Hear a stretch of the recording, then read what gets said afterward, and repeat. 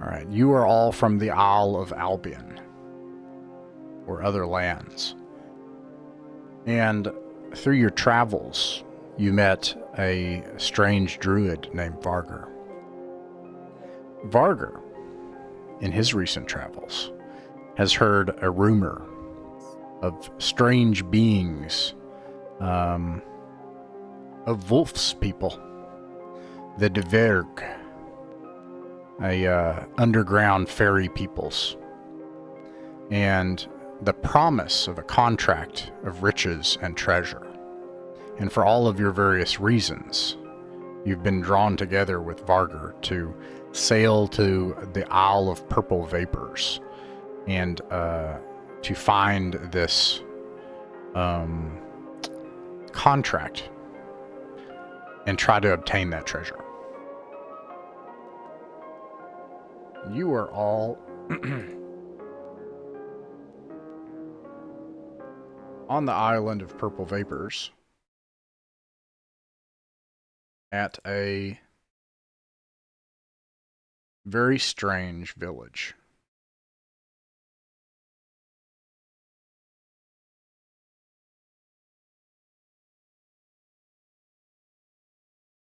Strange in the sense that it is peopled by these Dvergr. Yeah, sorry, I'm having tech issues. So I'm trying to get Foundry to come up. All right. There we go. And I'll describe what you see here. I'll describe what you see in the tavern and the contract that you've been provided. And then I'll toss it over to Vargr. Decide what you want to do from there. One among you,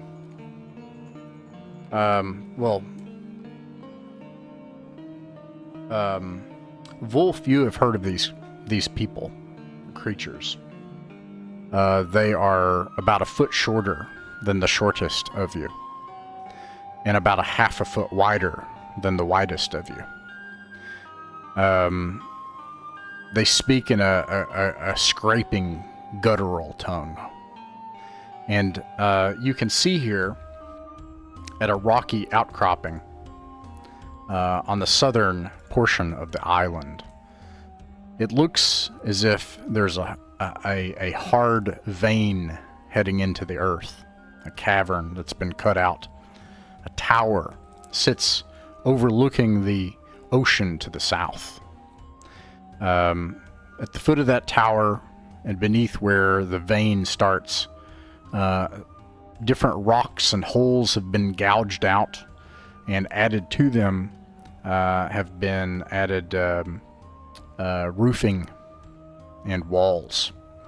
And it seems that the buildings and houses are part stone that's been hewn out, and as well as a combination of wood and iron, as if every home is its own little mine.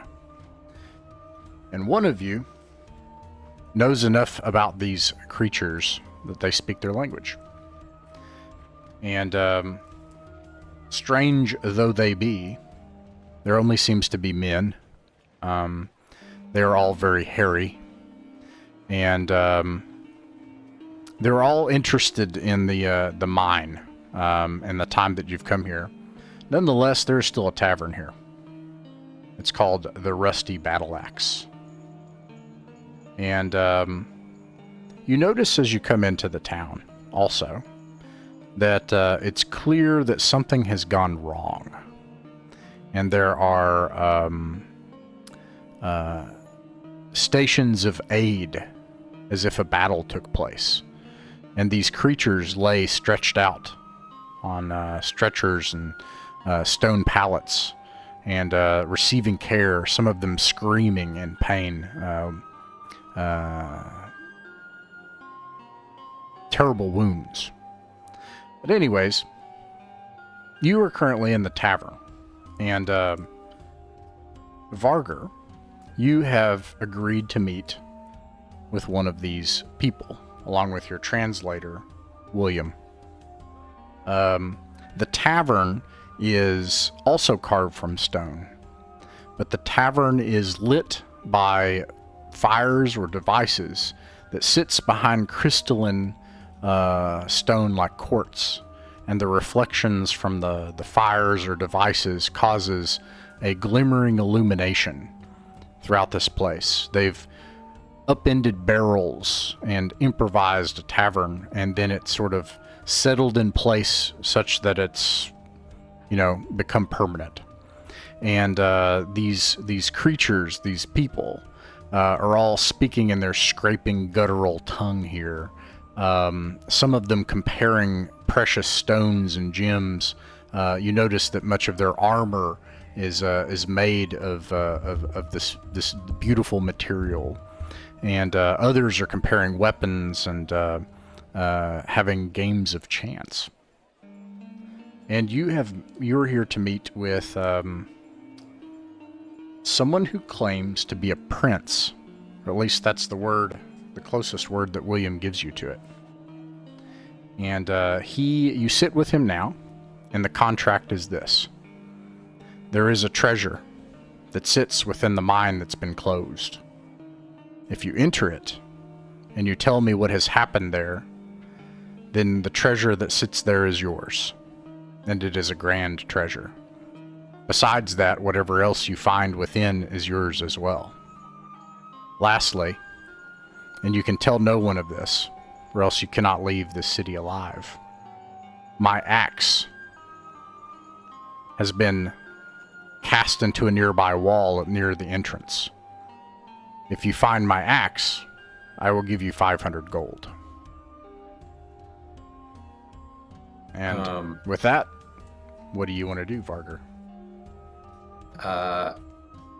Well, I'd like to get a little bit of information. I want to see if all of the people who are injured and being treated are in some way related to the mine's closing. Just to get a sense of what are we walking into? Why don't they just go in and grab this treasure themselves?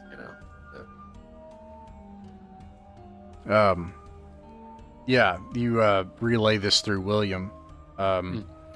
William, he says that he gives you a second secret. He can only give you 3. The second secret is he disobeys his father, the lord of this place, Dear Darkiron.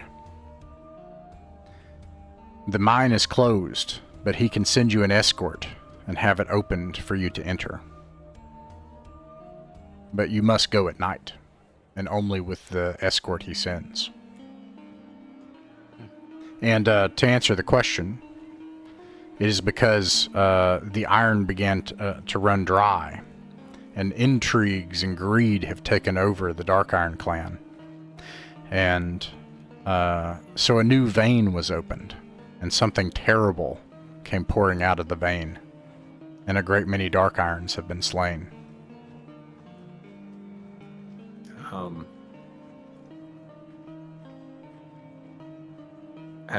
Has he seen this sort of thing before? Or no? Never. Never. All right. Many strange things exist on the shores of this island and beneath the waves.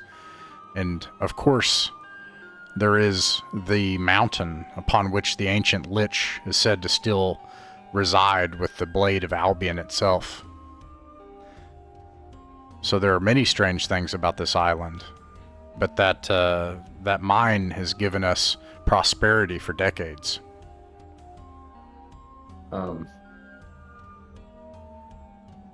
This is just Varger being Varger. He's like, did you consider going to a new mine rather than delving so deep? Why did you continue to extract from here? You don't have to translate that. I'll leave that up to William. Yeah. Yeah, so I guess I would phrase that as, when this mine started having problems, were there other places you could have turned to, or was there a reason you had to stick with this one? There are many ancient agreements with the surrounding empires of the humans. But just such questions have been raised by my uncle Gamley. And very little time remains. But I'll tell you this. Not only were there terrible things that came from the tear in the earth, but there were treasures there. Some of the surviving dwarves have told us. Treasures far greater than we've ever heard.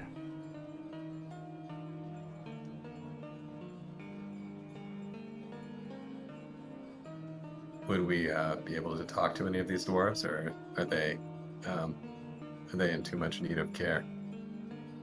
Talk to and hire whoever you wish.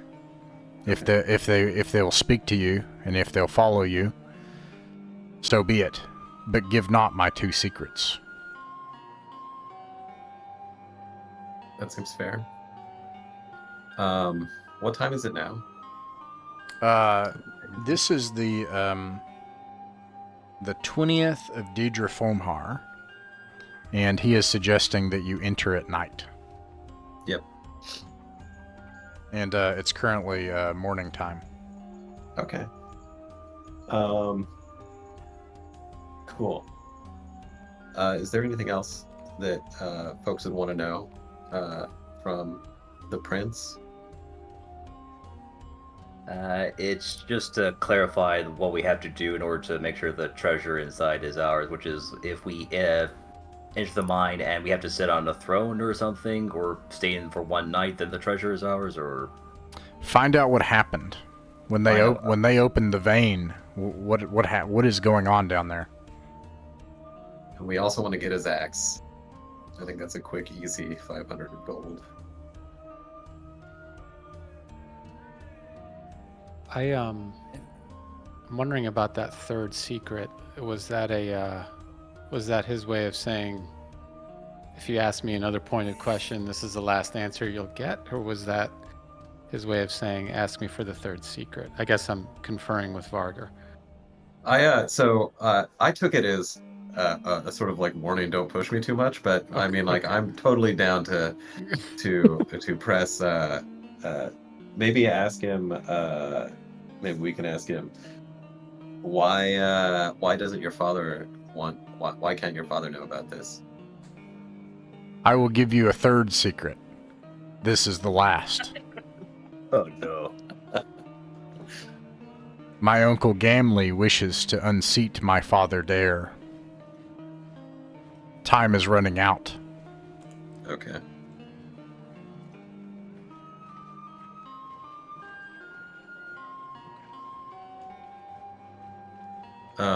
Would we... I assume we don't know anything about Gare or Gamley? No. Yeah. Out of curiosity at the beginning, did you say I know of them? Since I also speak Dwarven. I apologize if I said Roos. I meant William. Oh yes, Wolf. And the reason I did not know that you spoke Dwarven or Kazdul, but I assume Wolf knows of them because these are mythical creatures from his people's lands, the Fonjater. Yes.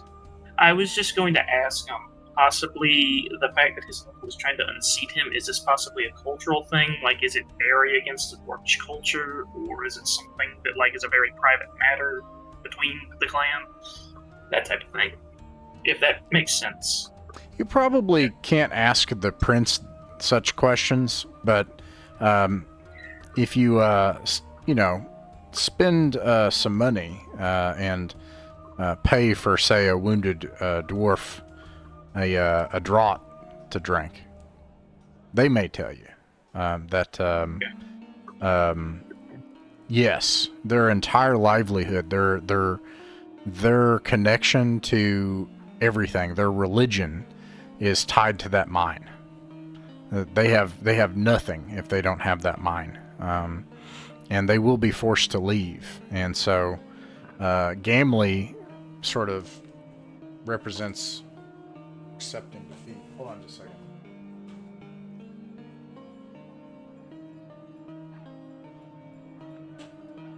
made the DM dig through notes. Somebody Did called that- me. But I don't know who that is, and I don't know where Paintsville, Kentucky is, so... Anyways, yeah. This represents a major schism. To lose this mine is to lose any basis of authority here. So. Okay, I appreciate it.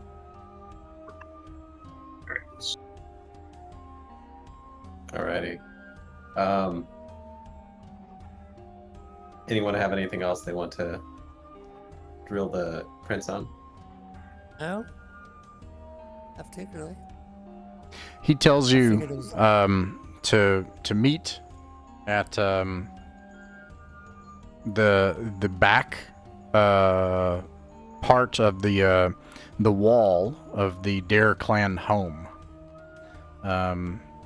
in the alleyway behind their halls, and two dwarves he trusts will lead you to the mine.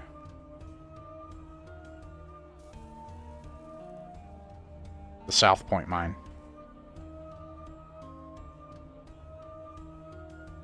Cool. I would like to see if there is anyone in the tavern who came out of the mine that we can ply with drink. First, to see if they can give us any information about what they saw. Are these undead? Are they some sort of other nasty creatures? And secondly, if they would be willing to hold a lantern or two for us. They can stand behind us, but they can provide us light. Although, I guess they can see. Maybe they wouldn't care, but yeah. Now you don't speak Khaz'dul, but you could have Wolf or William do this. And you said you offer a drink, or Yeah, I've got money. I'm happy to splash out. I'll throw 5 to 10 gold at this. Okay. Yeah. All right. Who do you send? Does anyone who I look at my comrades here, and I look and see who's got the nicer face, who's a better salesman. On a metaphysical level, my charisma is 15. Wow. Yeah, that'd be good. Yeah. Like if it were something between 3 and 18, hypothetically, it would be 15. Yeah. Yeah. I was just saying, I didn't know if that's what he wanted to know. I was just saying. Yeah. No, I mean, on a metaphysical level, you seem charming. Yes, I have a handsome face. All right. Yeah. That's fine. All right. How do you gain the attention of nearby dwarves, and how do you bestow that charisma? What do you do? Well, specifically, I was going to I'll ask Barger. So, which one of them do you want me to talk to? There's plenty of them here. And I'll look around. Is there any? They all that look are just- identical. I was going to say, is there any that are just lightly wounded? I Yeah. guess, Right. Yeah. Some of them do look as if they've been scraped up and yet could wield an axe. Yeah. And I say, how about one of those or those two? I look to the direction he points and I go, "Hi, I'll get it done. Just give me a second." And I walk up to the bar and I plop down my 60 gold in my bag. I'm just like, "How much for a pint? How much for 2 pints?" Nice. And you plop down your bag of gold? Yeah, just like the leather bag. I'm holding it, but I plop it on the table to let them know I'm willing to spend. Right. Yeah. 10 gold's a lot of gold.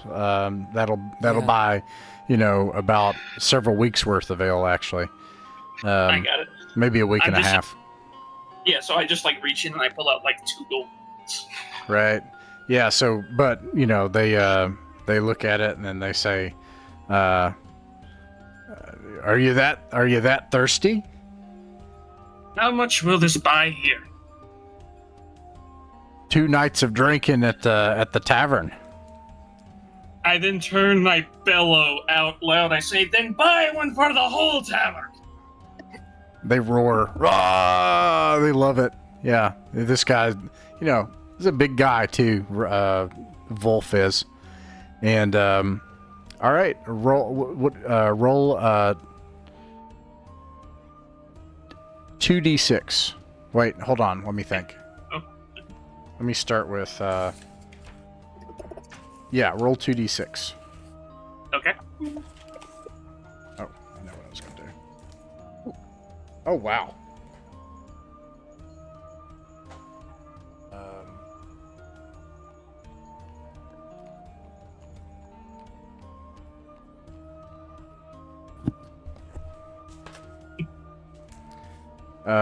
In addition, 2, 3, 4, 5, 6, 7, 8, 9, 10, 11, 12. Roll a d12. Okay.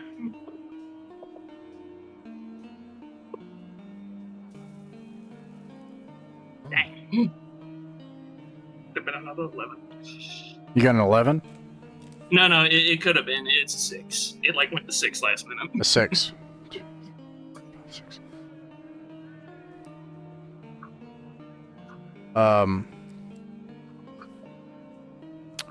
What commences is several hours of hard drinking. The dwarves Hrein Jan Hor Hunden Jalen Hored Holen Olk Ochich Gloin and Jambut, all of them are ready to go right back in and try to get the mine back. As many as 11. Now, if you bring 11 dwarves, they expect to have at least a half share of treasure.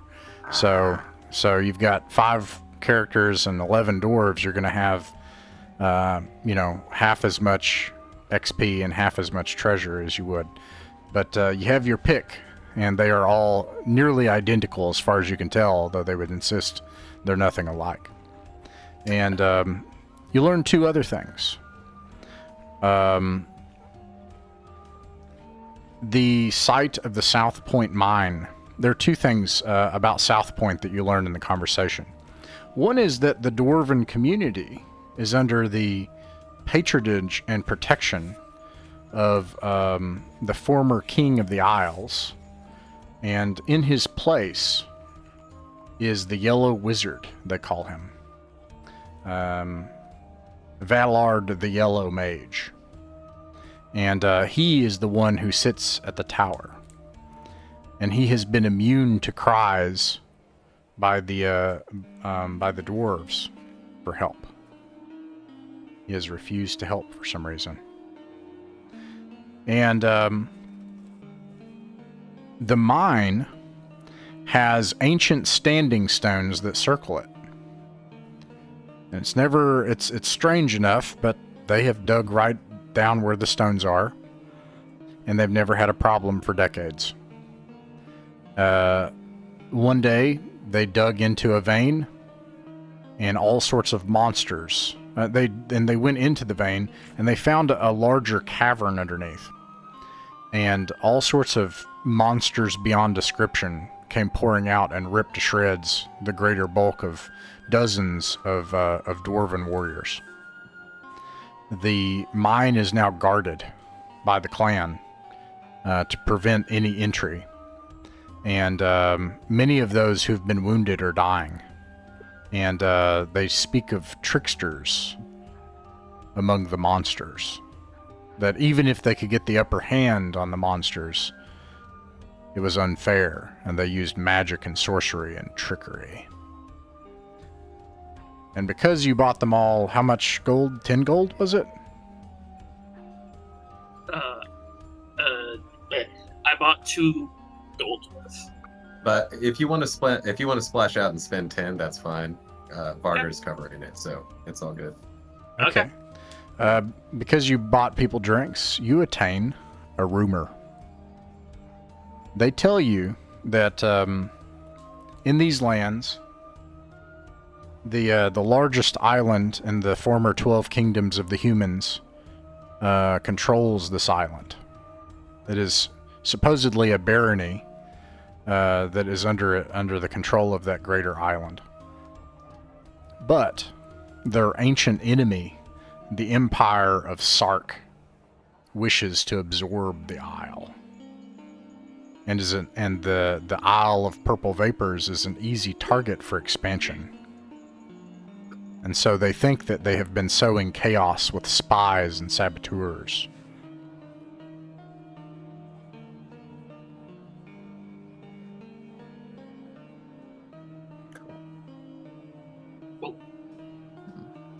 These are the things you learn through a riotous full day of drinking in advance of a full night of delving into a monster-infested mine. I just slap Barger on the shoulder and go, "See, I told you I could do it." Barger looks at Wolf and says, I have full faith. I have full faith. You've done good. How many would you like to hire? Do you guys have opinions? I would say at most 4. I don't think we want to take. Sounds good. Yeah, 4 is a yeah. Yeah, I'd say 4, maybe below. I wouldn't go above that though. I'm down with. I was hoping for 2, but I would go up to 4 if people want to take more. Yeah, I mean, to be honest, most of them won't survive anyway, so it's not like we're gonna have to pay them. Yeah, I was about to say, I know he said 11, but I mean, come on, it's a cavern, rocks fall, some die. It happens. Right. I wonder, well, one thing I'm thinking, it sounds like there's some political strife, so if we have 10 dwarves, it may look like we're siding with a rebellious faction, and if we have a small handful, maybe not so much. It's just the thought I have. 4 would look like a small, traveling party. 10 would look like a war party. Yeah. 4 then, Varger? Yeah, let's do. All right. Let's do 4. Yeah. All right. Nighttime comes. And the sounds of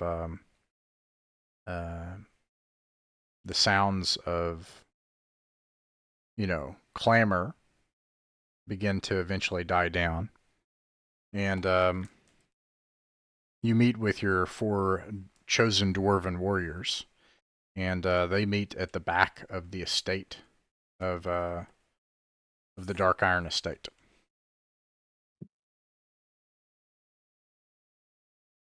Are the 2 dwarves here that were supposed to meet us? Yeah. Sorry. Trying to get Foundry to work again. And there we go. Yeah. This is simply a larger structure than the others. It has 2 tiers. It looks as if two different levels at different points were dug out. And it creates this sense of imposing from the mine flowing down from this kind of dwarven palace in the stone, if you will, and then looming over the stone buildings below. Yes, there are 2 dwarves here. They say, is this Varger? It's the name they have. And Varger will nod and say, not in their language, yep, I am Varger. This is the last. You must not tell anyone that you are allowed entry at night. And they say this to the dwarves that are with you. And they march you at night under darkness. You have to kind of like not trip among all the loose stones and fragments up to the standing stones. It is late autumn and solemn tide, and it's 47 degrees outside. The skies are clear, and there's a gentle breeze. The moon rests in the sky just as a sliver, and stars are out all above you. and these stones loom in the darkness.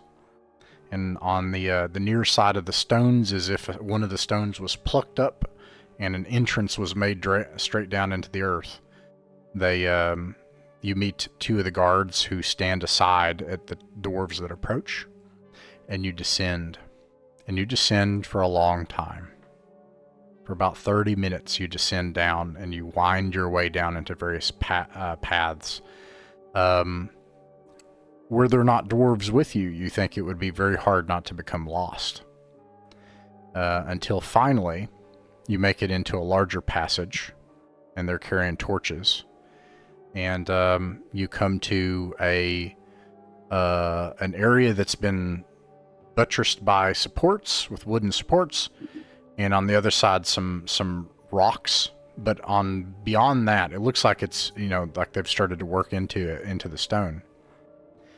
Stairs, a ceiling, a stone floor, and stone stairs. And there's no way that this has been built in the last 100 years. And the two guards, they nod toward the stairs. How do we want to do marching order? I know I heard we have a level 3 fighter. Who I'm sure would love to take point, right? Yeah, okay. All right. That's Ralston? Yep, that's Ralston. Sweet. Do we have another fighter that wants to be up next to Ralston? I'm only level 1, but I can do it. Wolf. Yeah, Wolf. Varger will be in the second rank behind. He's got a spear and shield. I have 2 lanterns that I will hand off to our Varger folks. I have one that is a hooded lantern that casts 30 feet of light, right? And then I have a bullseye that will shine 60 feet in front of us. So we get just a little bit more of an edge. If I forget that, or if I do that wrong, remind me. No, it's fine. No, it's just please. Like, yeah. Please say, hey, wait, that's a bullseye. Yeah, remind me of that. Yeah. And that's just to give us a little bit of an edge if we're like looking down a long hallway and there's a creepy crawler, right, like 60 feet away. So who would like to be in the second rank with Varger? I could do that. Sweet. Is that William? Yes. Awesome. Do you have a spear? William has a longsword, short bow, daggers, lantern. Okay, cool. All right, and then we have one more person, I believe. Randall. I will take up the rear. Randall, and you will be flanked by our Jabergar friends, who I'm not going to name. I'm going to number. Don't learn their names. Don't get attached to them. I do. We got to keep one alive, though. I don't know if you guys got that clue. Well, yeah, but don't get attached to them. They're like stray kittens you see in the street. I get attached to those too, man. Yeah, same.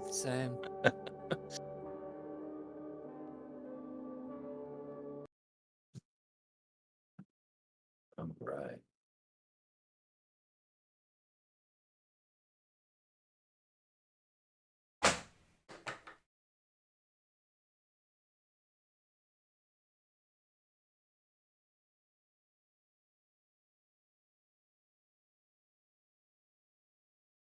I don't know if I see anything. Yeah, it's going to take me a second. No worries.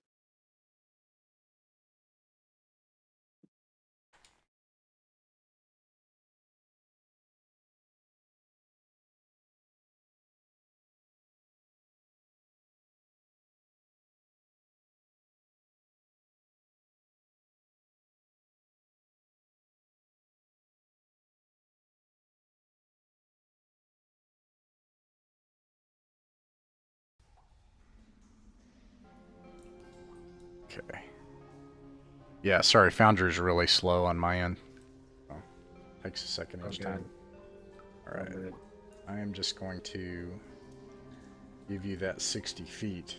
I know that one of them is a beam and others are not, but there you go. Yes, Gabor Lux hand drew this, I think, on paper. Nice. Yeah. Nice. So, Huh. at the bottom of the stairs, the signs, after about 30 feet, of what are some pretty impressive stone stairs. They seem a little bit tall for human legs. It terminates into wild cavern space again. And you hear echoing noises somewhere off in the cavern. Otherwise, there is a large cavern here. I'm going to pull you guys a little bit further down to the bottom, because you can see from where you are that there is a path to the southeast, and there is a path to the north and to the northwest. The cavern is so large here that it goes 60 feet beyond the edge of your lantern into the darkness. What do you do?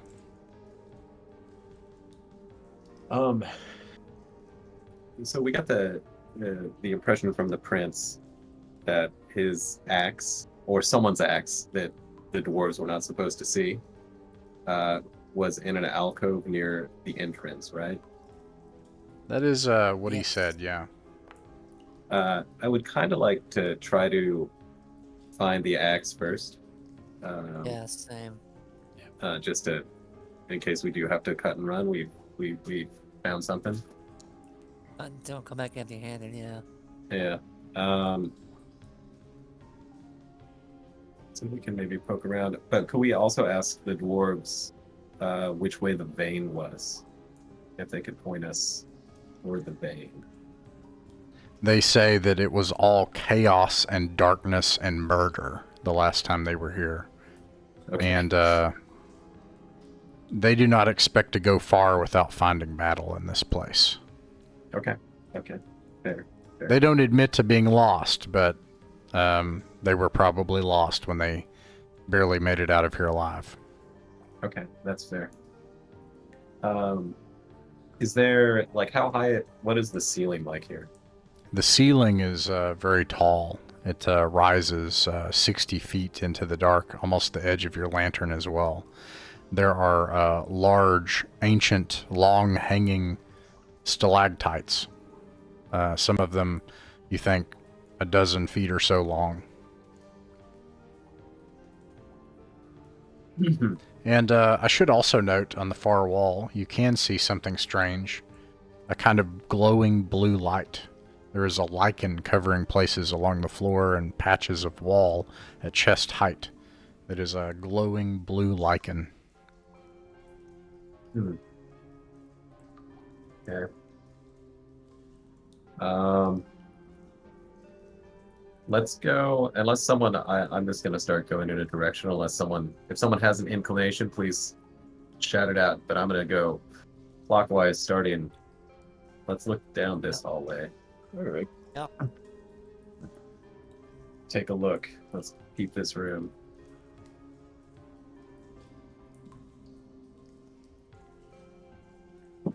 I'm going to kind of pull you a little bit further ahead here. This passage goes on for quite some ways. Let's see here. 30.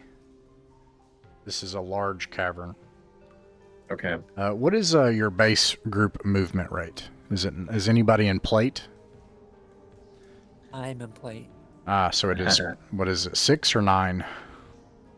I think it's 6. 6 it is. All right. Let's see here. Okay. Sorry, guys. I'm so slow. I'm so slow. Clank, clank, clank. So, this passage is hundreds of feet long. There is a passageway here to the northeast, and there is a narrow passages to the southwest. It looks similar to the previous Grand Cavern with a large ceiling. And let's see here.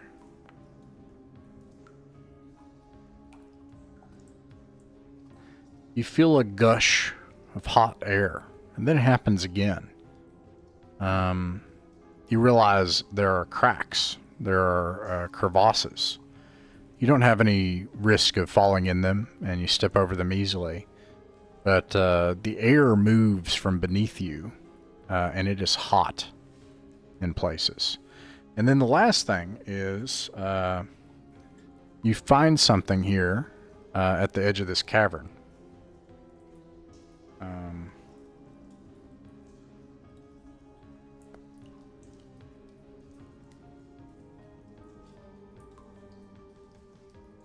There are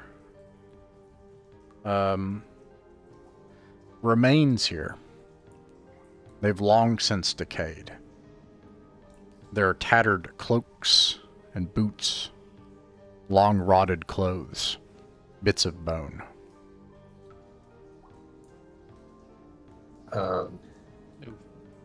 Let's go see if there's anything worthwhile on this. Let's look up. I don't know. Yeah, I'm just looking up. Is there anything like above that would have Right. like popped this guy out? Yeah, no, you look above, and no, it doesn't look like anything had crushed these, whatever was here. These things have been dead, you can tell, for a very long time, and something killed them and left them here. And they're fairly well in the open. All right. So we can move up and check it out. See. Okay. You get closer, it's clear that when these were alive, these were some kind of humanoids, because there are clothes that you can make out. None of the clothes are worth anything. And whatever valuables were once on these people long ago has long been taken from them. Yeah. Do they look like Dwerger, or do they look human? Or we can't Nice. tell. Human. Yeah. Okay. Alrighty. Let's go onward. Let's move towards this other passage. If there's anywhere that you guys want to check, also just yell out. I'm just keeping us moving for the sake of keeping us moving. Yeah.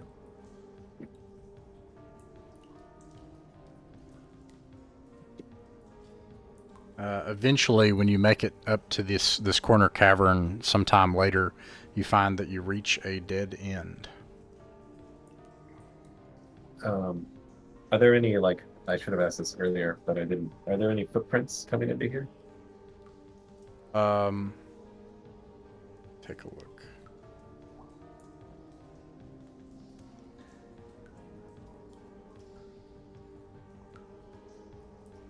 I think this is worth noting. If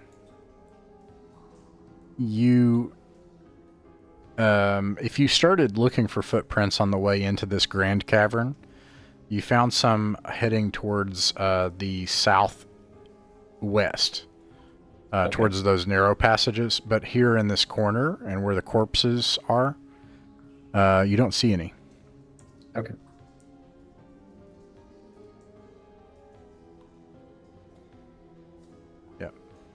Nothing really here to see, so I'll just head back. This takes some time. This is a large cavern. All right, where do you go next? Let's go to the southwest. Okay. You head to the southwest, and immediately you have these more narrow cavern spaces. They're about 7 feet wide to the southwest, and this one is about 10 feet at its widest. Can we still fit 2x2 heading down these? Abreast, Yep. families. You can have if you can actually have 3 per 10 feet. You can have 1 per 3 feet, but if they have swords, they can't fight. Okay. I have a pole arm. Yeah, you could. Pole arm. All All right. You go to the southwest. Yeah. Well, does it look like the which way does the footprints? Do they go one way or the other? Good question. They let's see. They go.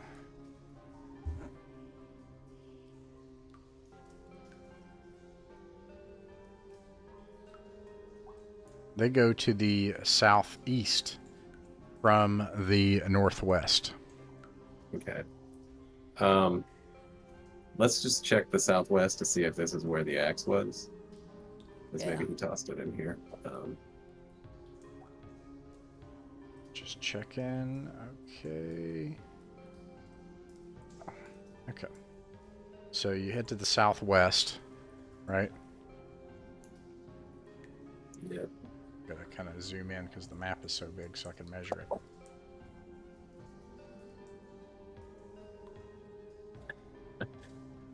Is anyone mapping? Ooh, I am I'm not. very poorly. Excellent. It's very abstract. All I got are lines because I can't do like the general shapes, but I got some type of map. Awesome. That's all Awesome. we need.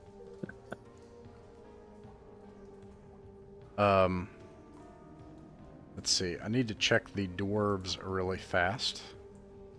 Or something. Cool. Okay. They the dwarves will tell William and Wolf. The rest of you do not speak Khaz'dul. They will say, no one has worked this stone. It was a battle shortly after we arrived here, and it was a battle to survive and get out. Many of our brothers did not make it.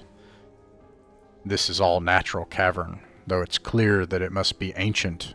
At one time it must have been something else, judging from the stairs.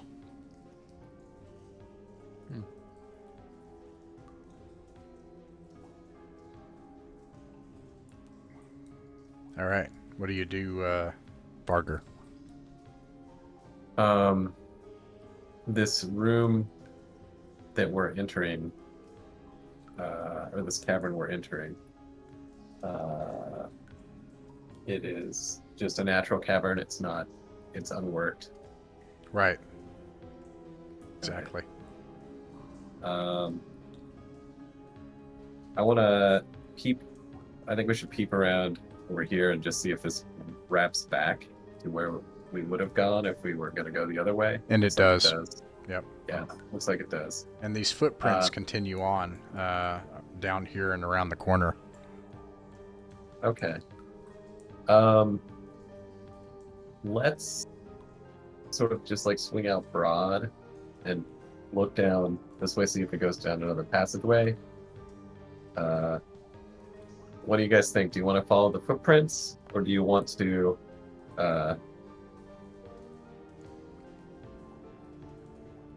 go over this way that is unlocked?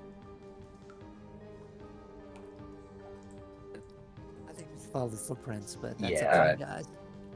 Yeah, I like the All right. footprints. All right. So rather than continuing off this way, let's follow where the footprints go. All right. Varger, roll a d6.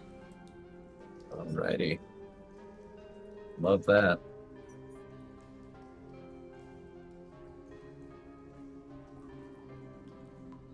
You are not surprised as a couple of things happen.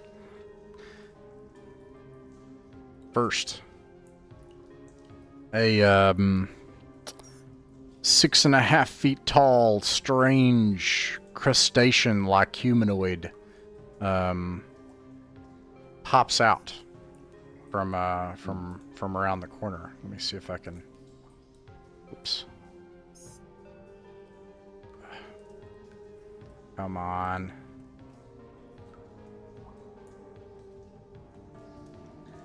It looks like this. And and its tentacle mouth face quivers and hisses like that. And then you hear the ground slightly shaking behind you. And you're not surprised as things start to turn around the corner behind you.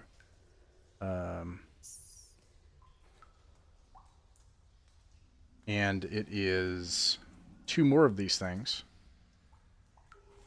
Man, I tell you. Ooh. All right, Foundry, come on, buddy. The other one looks like a primitive but really large humanoid. Probably like 6.5 feet tall as well.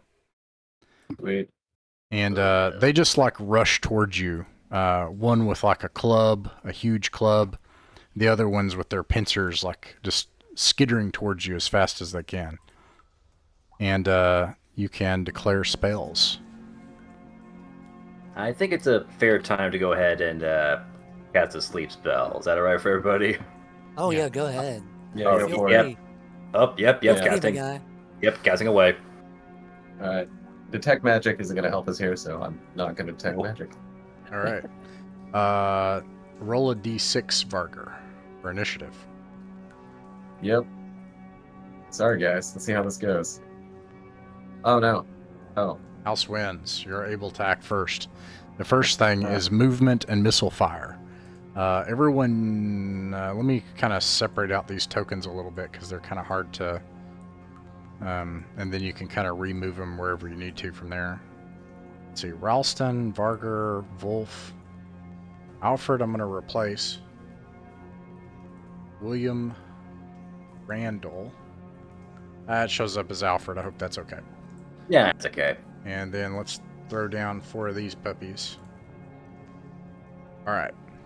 If you're moving, you can move. If you're firing a missile, you can do that now. If you're firing a missile, you ping your target, and I'll give you the armor class. Right. All right. I'm going to sling at I'm gonna the get this primitive gun. looking. Yeah, Okay. same. He is ascending armor class 11. Okay. Let's see how we do. Miss. These will rush, the dwarves will all rush forward to attack and start screaming and yelling. I think I rolled for Alfred, but I did hit. I think that's just like a thing that messes others often, but yeah, it's just... Yeah. That's a D4, I believe, for sling. So Varger does 3 damage to Nice. 3 damage. Okay. the big guy. You slash into this big guy, and he howls in pain. Let's see. Or I'm sorry, you fire your sling, right? Yeah. Anyone else firing a missile? Yeah. I already fired my bow. I missed. All right. This crustacean guy is on this side, right? Yep. Ascending armor class 9 is your target. Oh. So, and is the rate of fire? Sorry if I'm fuzzy on the combat. Yeah, it's rolls 2. on this. Yeah, you can fire it's twice. 2, right? Yeah. So I can put 2 at him. So Mhm. roll twice for that. Yeah, that's right. There's Nice. 1. There's another one. There's 2. Yes. 2d6.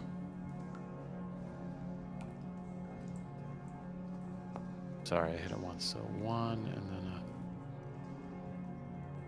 4. Okay. You shoot him in the gut, and he collapses down onto the ground with his giant crab claws, and he starts crawling on the ground towards you to get up and keep attacking. Let's see. If no one else is moving or firing a missile, then they are going to move.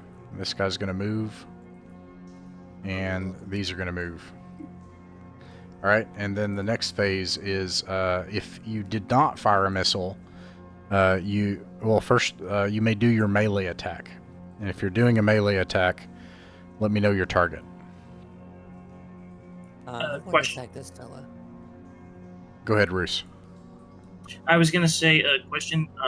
I do know I have a spear. Is this creature right here behind us? Is he within range of that, or do I need to? Yeah, absolutely. So I can attack him. Yeah.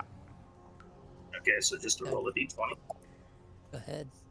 'Cause if you kill him, I'll take out one of these other the. Oh, Wait, what did I get? Damn. Oh, All right. Wait, what the fuck? Oh, my bad. I moved the dice. I was like, wait, what? Yeah. False hope. Yeah. All right. So is that the only melee attack? These four are going to do their melee attacks. No, I'm that gonna was attack mine. this. I'm gonna attack the shrimp man that he missed. All right. One of them hits. Does 3 damage, and that's still not enough to bring down the big giant cave dude. Let's see, and the next is spells. So somebody was going to cast a sleep spell. Yep, Randall's doing that, and it depends on, well, their hit dice. Absolutely, yeah. So they all have they're all 2 hit dice creatures.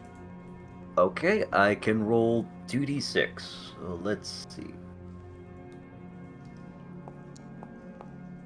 Nice. Oh, Double roll. So And they double-checking. fall asleep.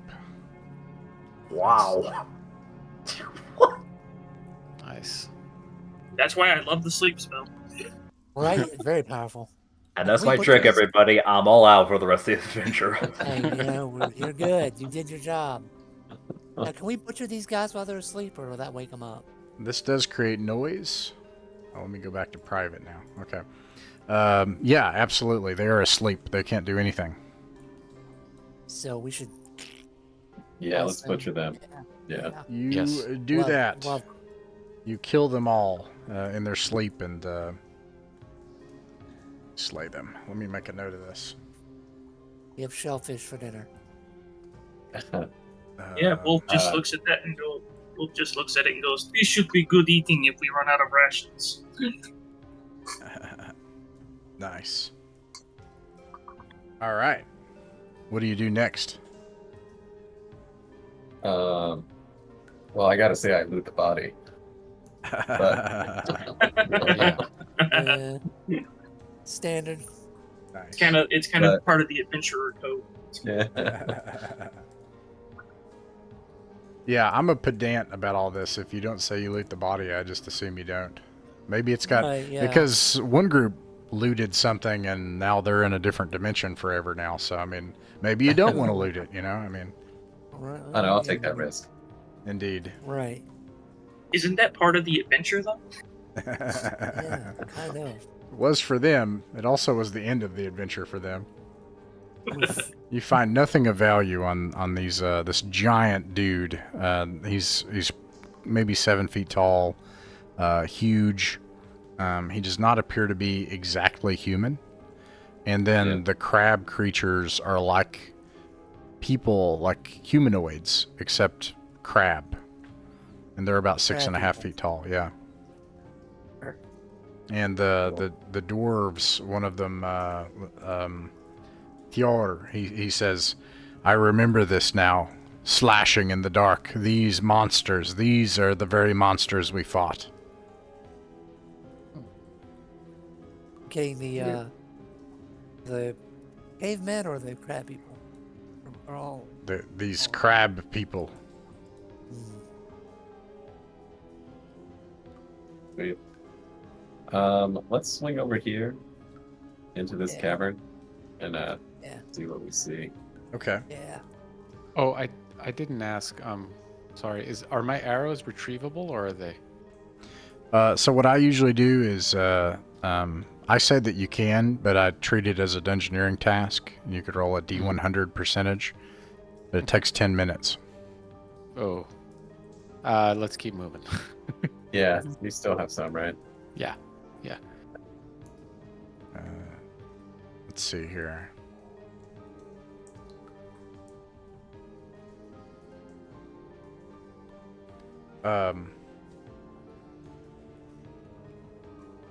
You see a large passage open up to the northeast, a very narrow passage directly to the east. Otherwise, it's just like the cavern before. And there are little small pools here with brackish water that sparkles. Sparkling water, it's enticing. Yeah, Let's shine from a distance this bullseye lantern so we can see if it looks like eyeballs or if it looks like glittering gold in the water. You do that, and you're able to quickly verify it as neither creature nor coin. The glittering is the water itself. The very liquid, other than appearing brackish and murky, otherwise seems to have some sort of sparkling quality to it. Interesting. Oh my god. Does anyone have a glass bottle? I have a canteen.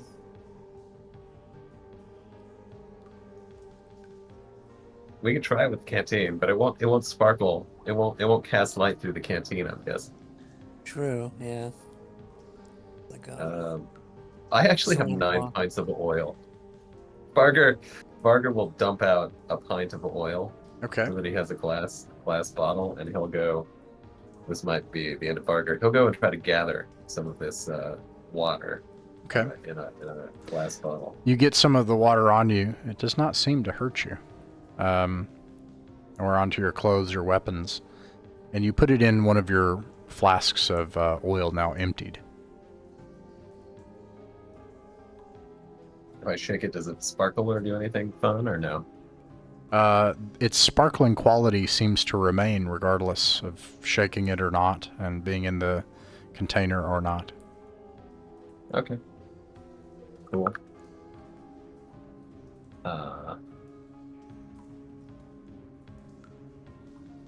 Have the dwarves ever drunk this water? No, they said they were only here for moments before it just turned into battle. Yeah. Yeah. Okay.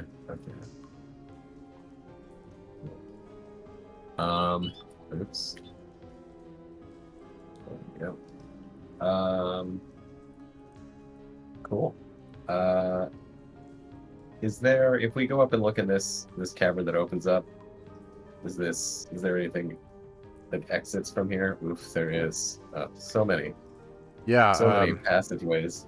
You do, this passage here is noteworthy.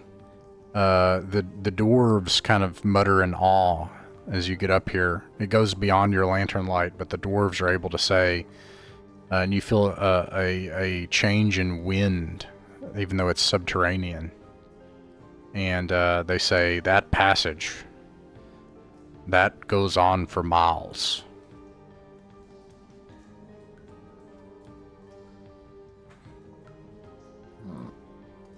I don't think we want to go that way.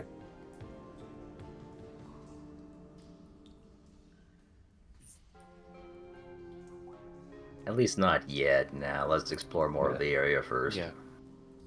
All right. Let's head back and check out this passage that went off to the southeast. Okay.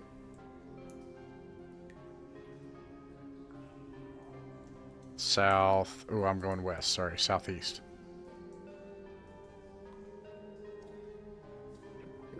Let's see. That was about 80. This is about it right here.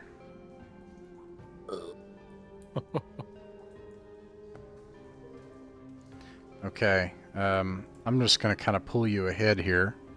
Yep. I didn't... This is simply a pool, and this water does not sparkle. This right here is just a terminating passage. Okay. I won't say that you have to do the movement distance to check it out. It seems as if this is a dead end. Cool. Unless someone wants to take 10 minutes and search that dead end for secret doors, are there any... We don't see footprints walking up to this area and going into the wall, right? You don't see any footprints, yeah. Yep. All right. In that case, let's reverse, and we can go back over to the west.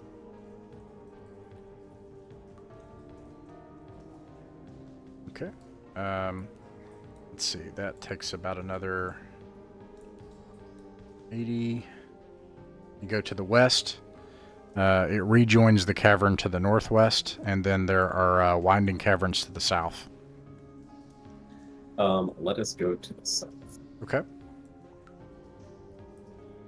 Yeah, let's see here. Something happens. Ooh.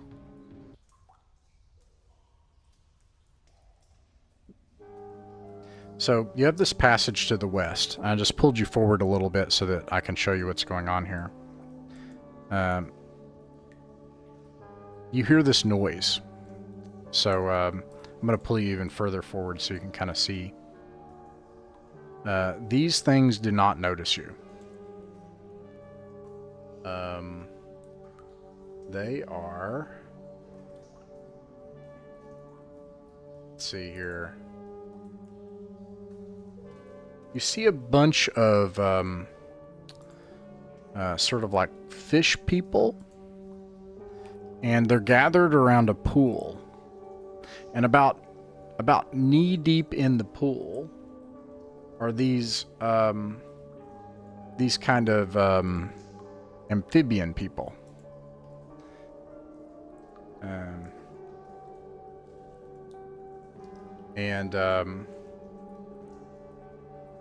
They're speaking in alien,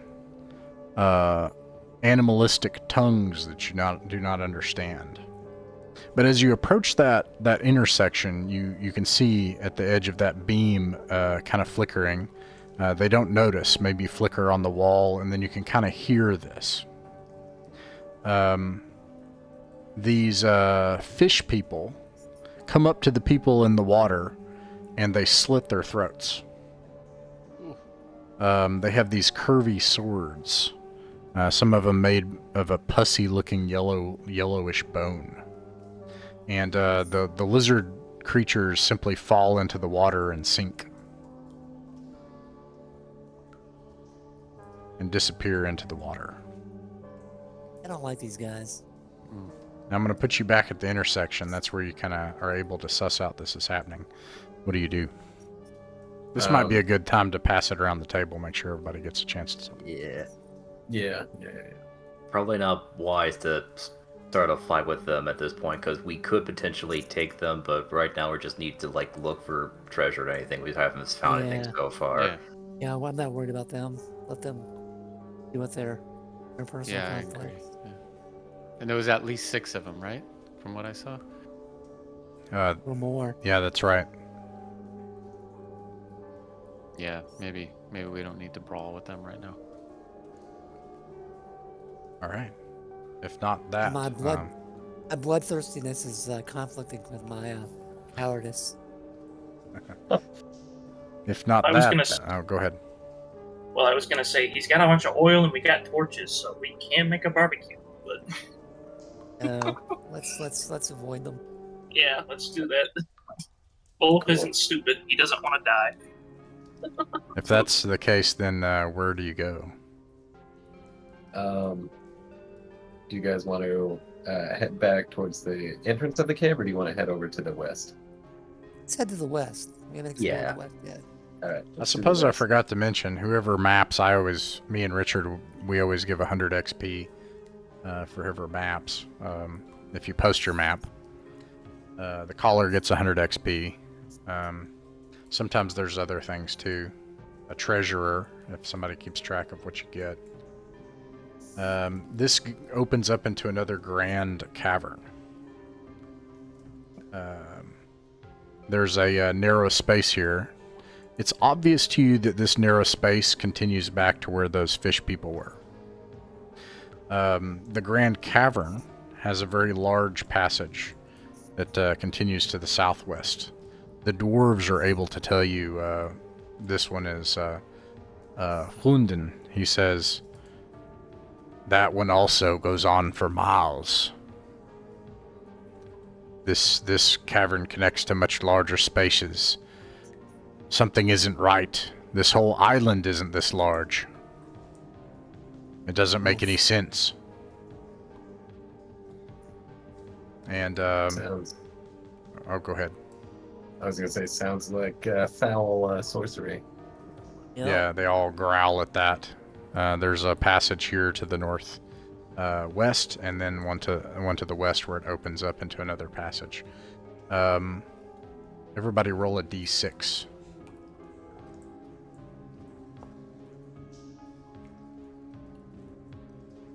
Oh, I rolled a 1. Nice, Same. nice. Look at this. Oh, ditto. Four. Ooh, Oh man, right on. Oof. ooh. This is great. Ones are good. So like anytime it's a skill What? test, rolling low is Oh, good. it's a. Oh, okay. I realized about that. Yeah, so most of you are able to hear this faintly echoing far off in the distance and flashing light. You can hear the sound of steel and flesh and screams of alien beings of some kind. You faintly hear it far off in the distance this way.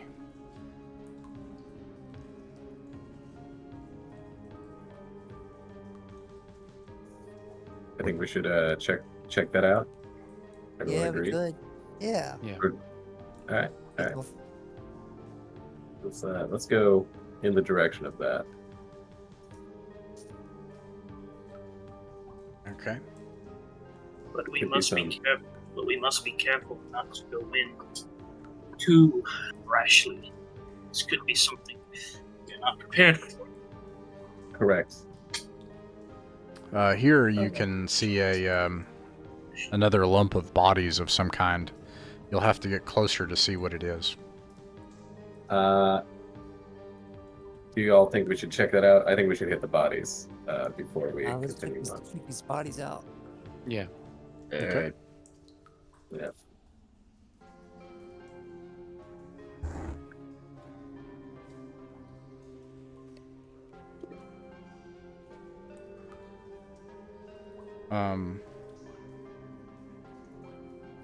There are a large pile of bones here. Many of them different sizes. You don't see anything of value, though. The passage here continues narrow to the east and then opens up to the west with various passages north, south, and west.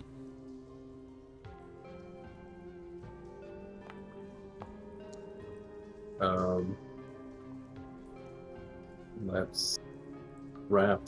Let's go to the west and wrap. We can look down to the south Yeah. and see. Oh. We Oh. found him. Within about a Wow. dozen feet or so, the sounds become very obvious. To us, this probably doesn't seem like a lot, but let me measure this distance. It's like 100 feet away, which for you guys takes, in your, slinking around these caverns, it takes you like 10 minutes to do that. So,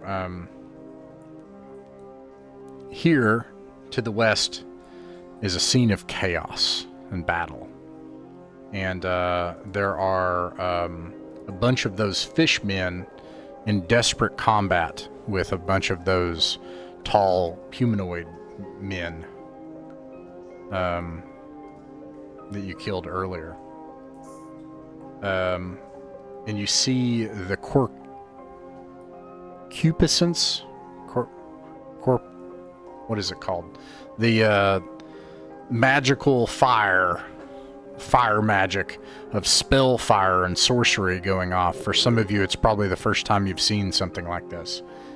Somebody in here is a being of power and might and sorcery. And there's the screech of alien beings being diced open by crude weapons and cracked open by clubs, and Icarus strange alien blood splatters on the wall and up into the air and onto each other. And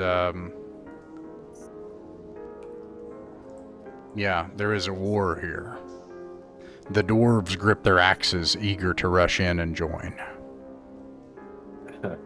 Well, now we know these things don't get along. Oh, yeah. I think. look, Well, go ahead. it's like they're okay. So there's clearly different factions going Yeah. on, and You only have a few moments to decide if you want to try to get away from this battle or join it, or douse your lamplight and hide. Leave. Let's Yeah, leave. I vote. now. I Yeah. vote leave. I Yeah, vote Yes, yeah. we leave. should This let is them kill each beyond other. our level range. We're out of here. The way you Yeah, came or let's to go the up. north? Let's go to the north. North. Okay. A plague on both of their houses. Well, like we said, now we know for a fact these things don't get along now. So there's factions at play that we can use. Very briefly, and you're not out of sight of this battle yet, there's a passage that narrows to the north and one that widens to the northeast. Any preference? Go Yeah. narrow. Yeah, narrow. That was my intuition. Okay. Let's go to the north. Yeah, north path. Ow. No. Our intuition was wrong. Yeah, let's talk about what this is. Let's see here.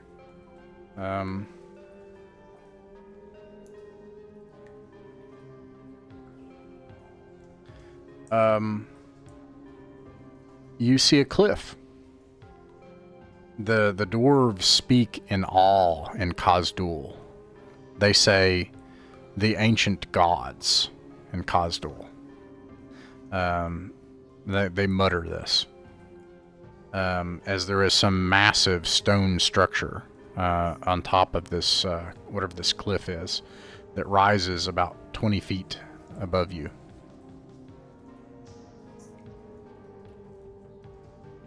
I asked them, are these your gods? No. Whose gods are they? The ancient enemies of the earth. And they say this with reverence and respect and awe. Okay. Is that who we saw fighting down the hallway? No. No, whatever built this is far greater. Not even the dwarves in the times that we were great could have built this.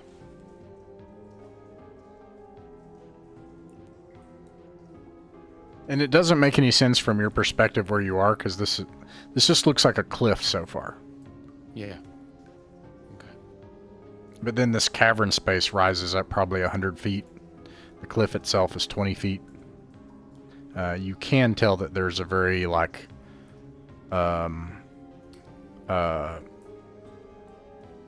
smooth surface up above the cliff for some reason. We want to have a rope. Yeah. We want to try to climb up the cliff and see what's up there. I mean, I also have a grappling hook if we're really wanting to climb it up. I think our thief would be best to shimmy up there. But also, grappling hook might save any falls. Yeah. Yeah. It's up to I trust Yeah, the thief to make the choice. Yeah. Same. Does the wall look scalable to William as he looks at it, or does it look For the thief would make a climb sheer walls check, but absolutely. sheer walls? Do you have a grappling hook? I don't. Randall has a we grappling have- hook he can give. I'm still questioning, like, why does Randall have a grappling hook, but he has one? All right. Well, if you have a grappling hook and rope, you don't have to make a test for 20 feet. You can just use the grappling hook, if you would prefer. Yeah. Do you throw it up and try to climb up? That's okay with me. Yeah, do it. All right. You throw the grappling hook up with ease, and it makes purchase. You climb your way up. Roll a d6.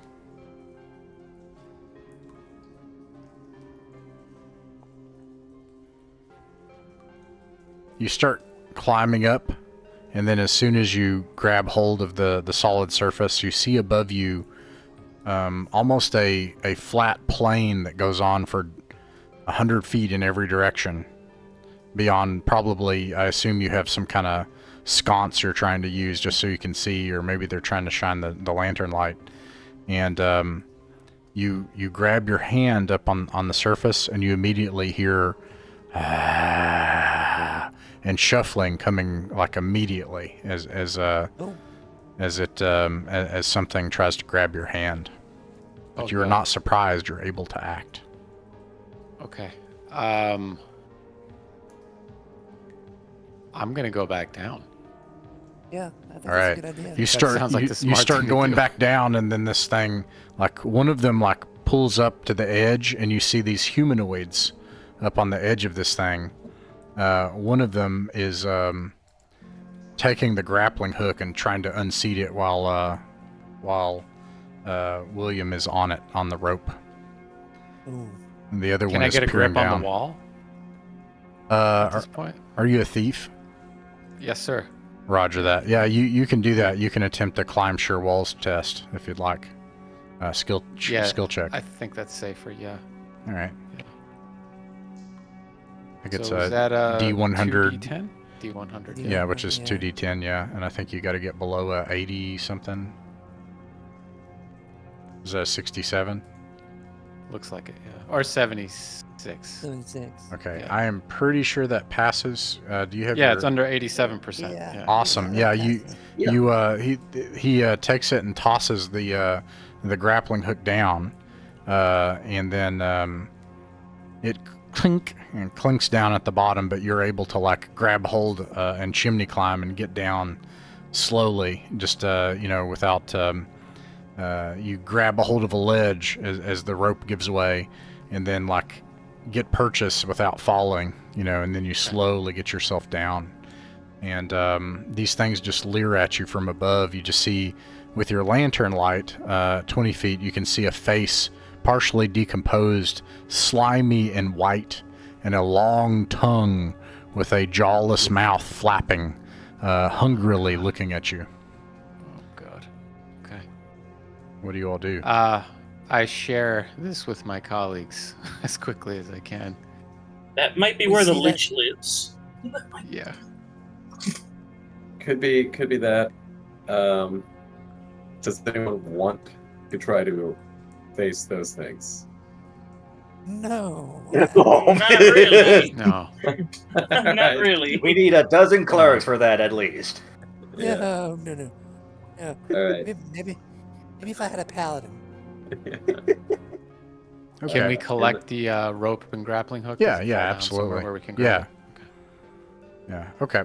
So it sounds like you guys aren't going to try to climb. So you go back and you make it back to the intersection. This fighting is still going on. What do you do next? Let's check out this passageway. Yeah. Is there, as we're moving by the fighting, like, can we tell? Does it look like one side's really coming out on top and trouncing the other?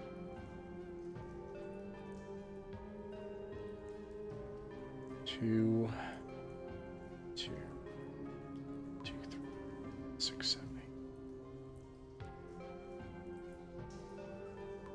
8. We just Benny Hill it right to the east. Yeah. Oh boy, 1, 2. Okay. If they're chasing us, we gotta Scooby-Doo it. Right? I gotta draw this. Draw. Need. That's fine. 1, 2. And 1, 2, 3, 4, 5, 6, 7, 8.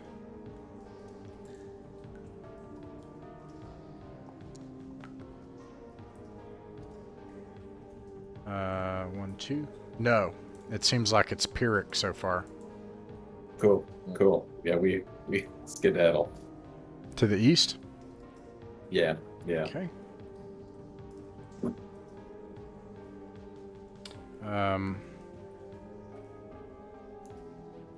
Roll a d6, Varger. Alrighty. Okay, 4. I'm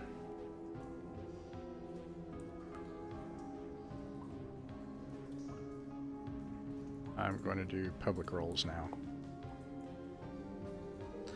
You start heading this way, like so you get away from the cliff, right? And then there's this battle, so you start heading toward the east, and then the ground starts shaking. and this huge thing, this is like a 12-foot tall humanoid, just starts stomping and coming towards you, and it's like, roar, whoa, and it like is waving its arms and like jumping up and down. Fuck. But not It looks- approaching, or Yeah, it doesn't. is It stops short and doesn't approach. Okay. Okay.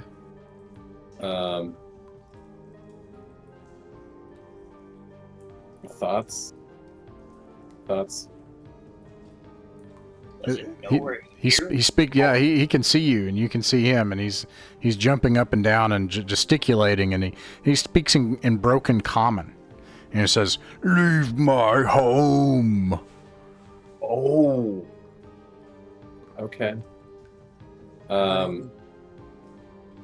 My inclination is to. I don't not have any handle- treasure. Okay, that's fine. The only people that say they don't have treasure. Look, I mean, Um, on one hand, he might be telling the truth, but on the other hand, he might have treasure. It's 50-50. Yeah. My inclination is to not tangle with the giant, but if everyone else, if anyone else wants to, like we could do it. But I think that's a good way to get launched. yeah. Well, he's exactly. obvious. Well, he's also obviously not aggressive. He's more defensive.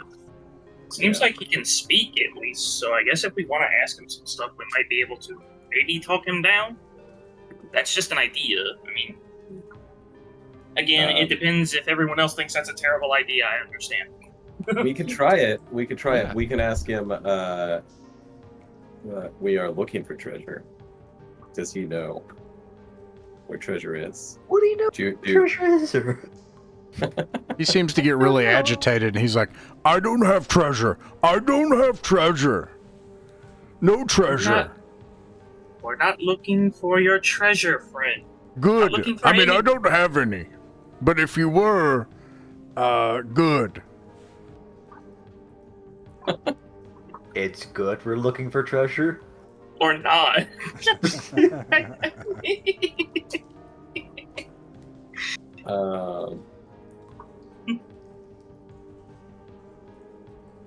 Does well, okay, my very large friend. Is there anything that you are looking for if you don't have treasure? It must be hard not to have treasure. No, I'm fine. Oh, I'm fine here. No treasure. Don't need treasure. I don't even Can we like pass treasure. through? No, pass through? no. He stomps. No. Boy. Don't come through here. Boy. I'm so curious.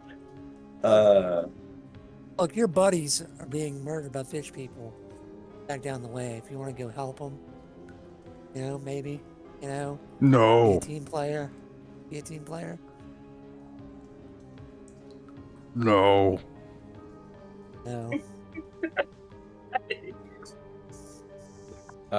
Looking around his place behind him, like, is there like a shiny pile of like stuff that looks like? Well, would be... it looks like so. I'll move you forward a little bit because he is kind of blocking the way to something further on.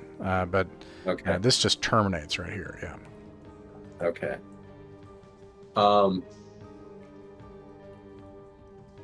I have that status effect. I'll get rid of that.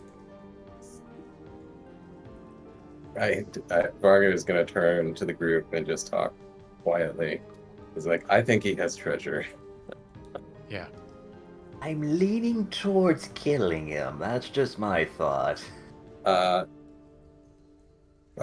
are the dwarves? Do they look like they're ready? Oh, they're For always action. ready. Yeah, they're like they are always wanting to fight. Yeah. Okay.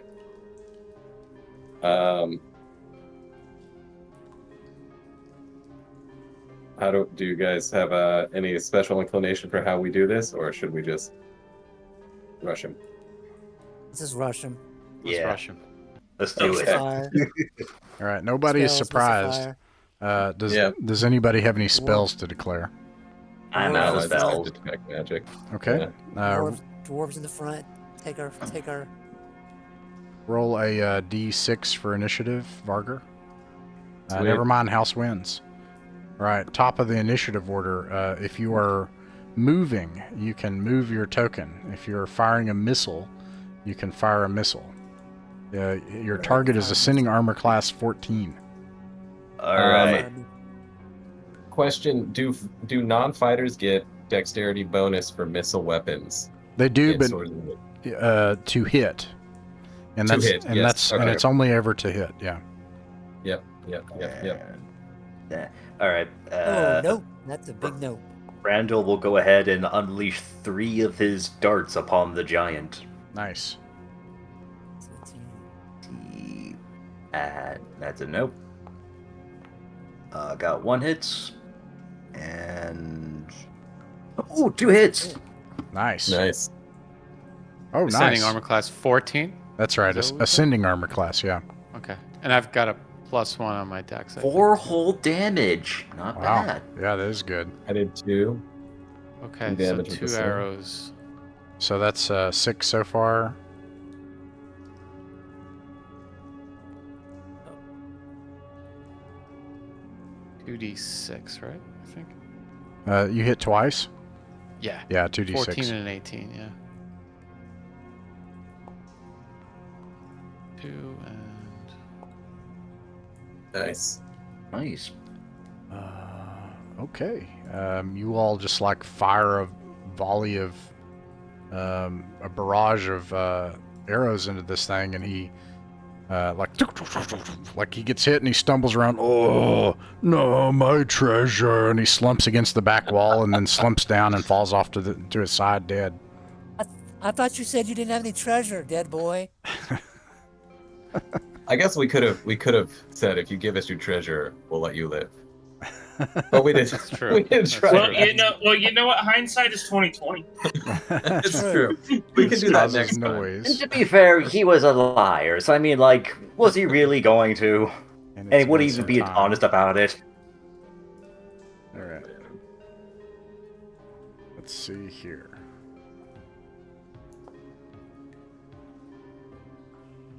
Don't worry, we'll give him the neutral evil funeral he wanted. Oh, nice. Oh,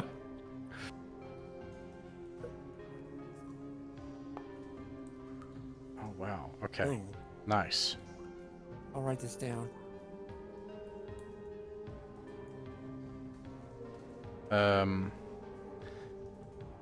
So a couple of things happen. This guy slumps to the ground dead, and then several of those fish people Oh, crap. start coming your way, but they don't notice you yet. Like coming from all the chaos and confusion and stuff, they don't see that you're there. They maybe heard some noise and they're going to go investigate it, but they don't know you're here. Meanwhile, I'll say that you were kind of fighting here. This cavern terminates, and there is the most obvious pile of treasure you've ever seen in your life here. Oh yeah, Nice. Nice. nice. So we ambushed the fish people. You think? Yeah. Yeah. As they come around the corner? Yeah. Yeah. How do you do why that? not? We could set a fire. We could I can light one of my things on fire and just throw it against the wall Okay. up to the Yeah. north. And then see if they go look at that. And then just fling them when they're checking it out. Okay. If that works. Our thief could maybe backstab him. Yeah. Prison chain. Only if the thief wants to. I was trying to judge like what's better here, a backstab or another 2 arrows. I mean, True. yeah. That's Given true that too. we don't know what these things are made of, the arrows might be safer. If you're not noticed, you get a +4 to hit regardless as a thief. If you're not Yeah. noticed, but let's see if you're noticed. Because you're trying to sneak up, and because you I assume you tamp out your other lantern and you close off your bullseye lantern, right? Like, otherwise it's not Yeah. going to work. So I'm going to give them a 3 in 6 chance of being surprised. They are surprised very thoroughly, so you're able to act on surprise. So if anyone wants to fire, you can do that. Everyone but the thief gets a +2 by the rules when something is either occupied and you're attacking from behind, or if they're surprised, or I mean if you're not noticed. But the thief gets a +4 to hit. Does that stack with my dex? Yes, yeah, that's right. For missiles? Okay, so +5. And then the dwarves, they take their movement, is what they do. Your target is ascending armor class 15. Okay. Sweet. Plus... That is a miss.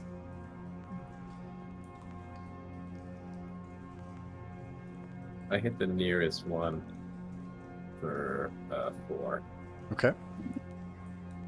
You're a deadeye with that sling. Man, this is like finally rolling well. The last couple games, not well. Right. I'm gonna go for the one in the middle behind them, and looks like I missed twice. Oof. All right. Did anybody else hit? Varger, it looks like maybe, or not Varger. Yeah, but... I got. Oh, okay. No one else hit? Nope. All right. That was a surprise round. They're going to be able to move and attack in a surprise round. So 1, 2, 3, 4. Wow. One of them hits, so that's good. And does max damage. Nice. And is able to just slay one of them. All right. Now you can roll for initiative for the next round. I assume there's no spells. Nope. All right. House wins. If you are moving, you can do that now. Now, this time, if you fire missiles at any but the one in the rear, and you miss, you have a chance of hitting one of your dwarven allies. I'm gonna shoot at the one at the end. Okay. Yeah. I'm going to go ahead and resolve their attack just to save time. 14 hit. 14 does not hit. But do you have any bonuses? Not for that. No. Gotcha. Not for an I'm arrow. gonna go for the one in the back too. All right. Yeah, Oh my Oof. God! Ooh, Two Yeah, ones. statistically Oh. improbable. Oh, no. Oh, no. I'll see if I can swing a dart at. God! I'll see if I can Those are like swing my. Those are like my in-person. Two physical dead dice rolls dwarves. Right there. Two dead dwarfs. I'll see if I can swing Wait, did you say that you were firing at the one in the back? I was going for the one that was safe. Yeah. Okay, you're good then. Yeah. Okay, Same. okay. Yeah. And Randall will try to see if he can sling a dart at the one in the back. Okay. Oh, hey! Oh, Nice. Okay, it's surprising. Huh. Okay. Whoa! That's pretty good. Man, wizard coming in with these darts. Darts. Yeah. All right. Let's see. So that now they get a chance to attack. They're all going to gang up on. And if anybody's moving and not firing a missile, you can do that, of course. They both miss. Let me make sure that they don't have multiple attacks. They do. So they're going to get 2 more rounds. And actually, let me make sure I didn't add their plus. Yeah, no, that still won't hit. All right, let me try 2 more. The 11 might. Let's see, a dwarf is 15, so the dwarf also, they are unable to crack the armor of these dwarves. But these things are big and mean and strong, and you can hear their primitive weapons slam against the shields of the dwarves, and it clangs throughout and echoes throughout the caves. Roll a d6 again for initiative. Yep. Hey! Nice. Okay. Once again, if you are firing a missile, do that now. Your target is ascending armor class 15. If you're moving, do that. They're all engaged at this point, right? Yes, actually. If you miss, you will probably hit one of your dwarven allies. The Let me move up. dwarves are unable to hit. Sweet. I'm gonna move up and poke in between. I'm gonna come up behind so I can get Flanking bonus. from the yeah. second rank. Yeah, You'll get, are you a, what are you again? I'm a druid, You're so you'll I get don't a plus 2. You'll yeah. get a plus 2, yeah. Sweet. Okay.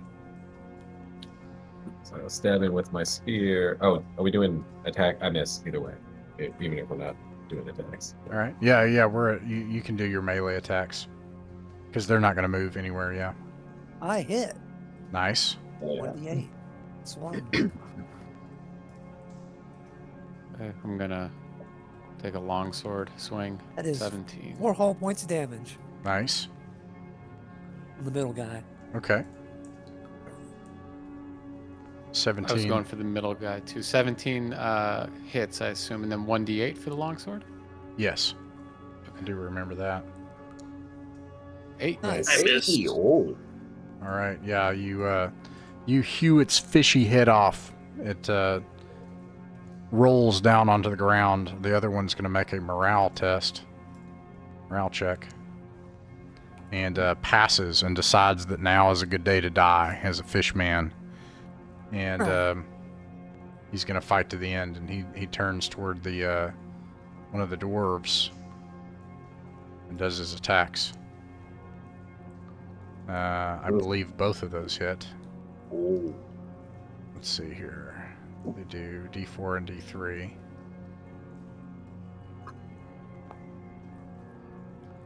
Three. 5 damage total. 5. Yeah, 5. Okay. Let's see here. That is going to kill one of your dwarves. Ooh. And in battle, you see this fish man just skewer and then raise up this dwarf who's just like hanging from this fish blade and like holding onto it as he's like lifted off the ground. Fundin, the fourth dwarf, is slain as he just like flicks him against the wall from his blade, and he turns around and tries to slam his big fish blade down on another one of the dwarves. Roll a d6 for initiative. Oh man, All right. had to break sometimes. He's able to attack first this time, and hits. I think. Let's see, AC 15. He's got 2, so he hits once. And then like just slices in two the dwarf behind him immediately in the next move. And at this, your dwarves are going to make a morale check, which they fail utterly and flee into the darkness, screaming. Oh. Bummer. All right. And thus history repeats itself. All right. You are able to make your attacks if you wish. All right. I want to attack. Oh, nope. That's a Oh my miss. god. Miss. 15? 15 hits. That connects. Okay, 1d8. Big numbers. Not quite enough. Do we get flanking bonus for this? Yes. Or nah? All right, so I hit. All right, for 5. All right, Varger, describe how you kill this thing. So it's distracted. It was just sliced by this longsword, and as it turns around to face the longsword, Varga just slides up behind it and stabs it in the back. Nice. Your dwarves, you can hear them screaming in terror in the dark as you're surrounded by dead fish people. They have nothing of value on them.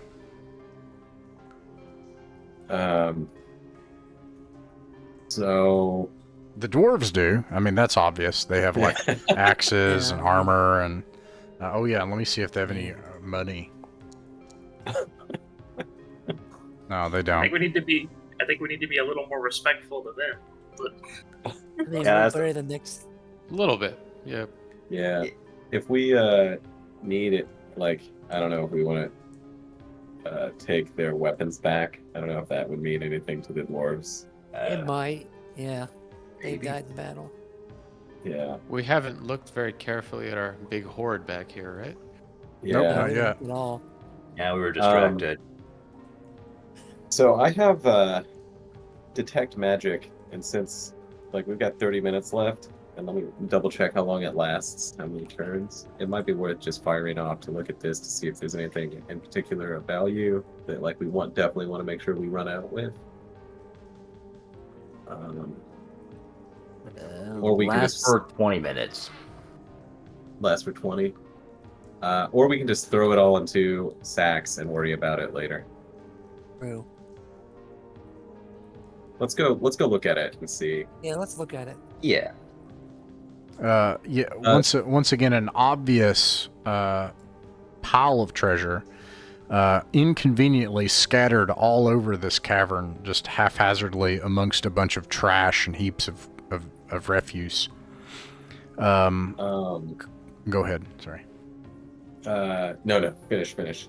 Collecting it will take time and effort, but they're just like piles of gold coins and dead bodies that, and bric-a-brac mixed in together.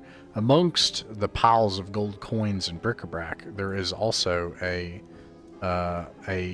bronze necklace formed into the shape of a snake, and some kind of potion that sits nearby it. Do we have a treasure? I could be treasurer. I could do treasure. Okay. All right. That's fine. Bronze necklace. We're taking that. Bronze snake necklace and unknown potion. You pick up the bronze necklace? Yeah. Okay. watch it turn him into a snake. Barger, just out of curiosity, says, "Hey, can I look at that? Sure.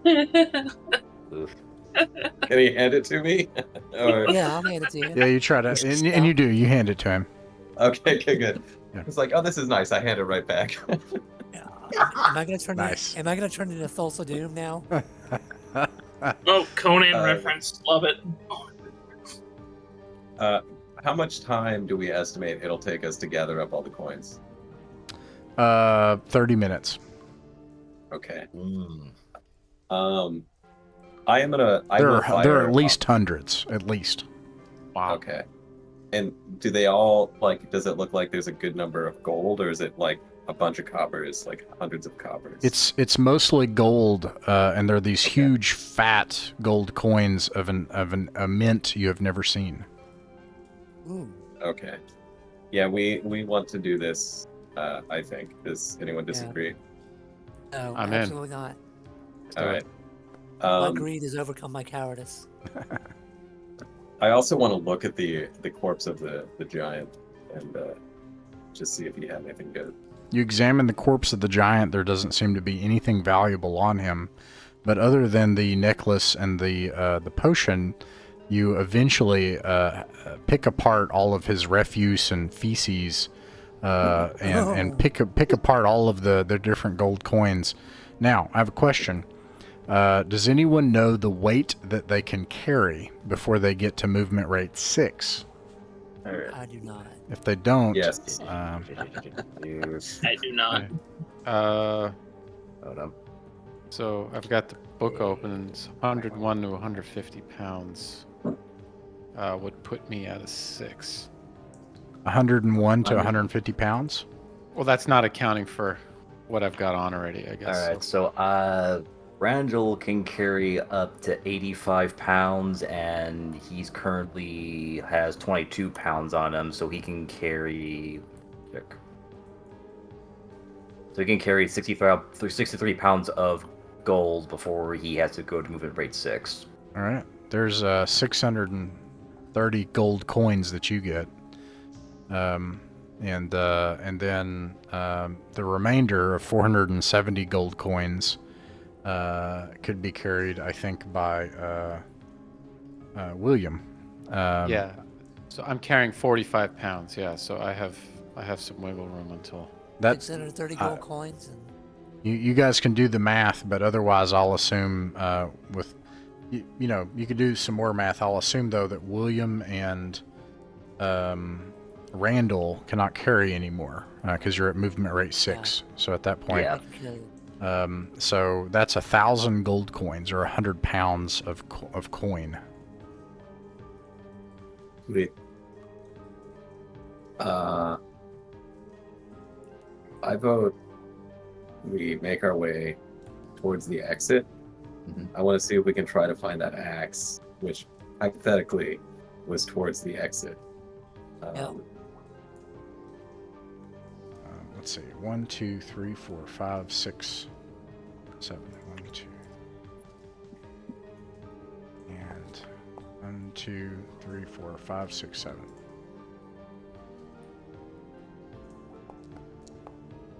One, 2. Okay. 2. And 1, 2. Fascinating. Okay. So you return towards this intersection.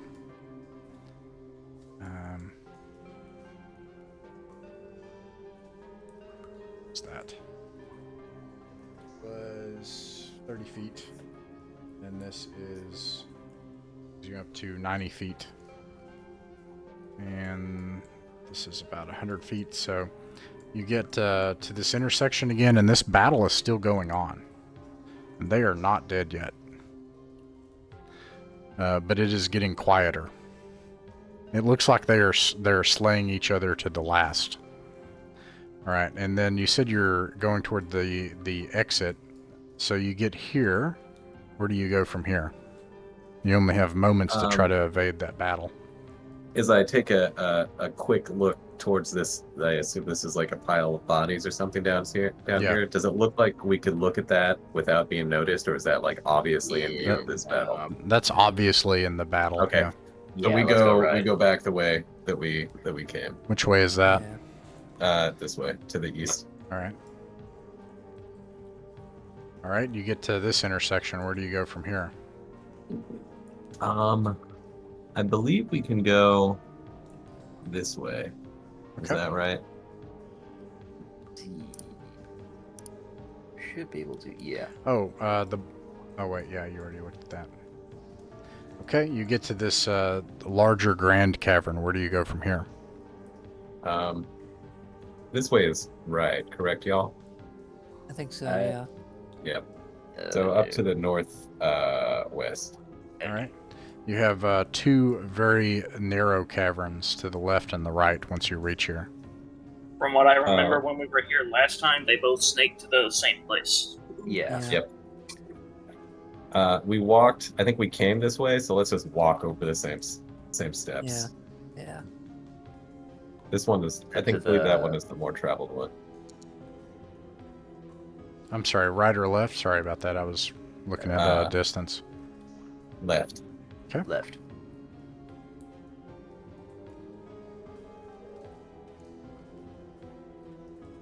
Okay. All right, you make it back into another large grand cavern.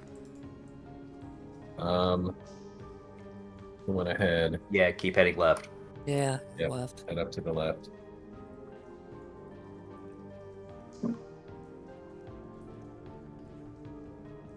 All right. Another grand cavern, this time with a set of stairs and passageways leading north, northwest, and west. Let's check out. Let's go. Just do a quick round through. Recon, like, yeah. yeah. Oh, And as we come into this cavern, I will cast Detect Magic.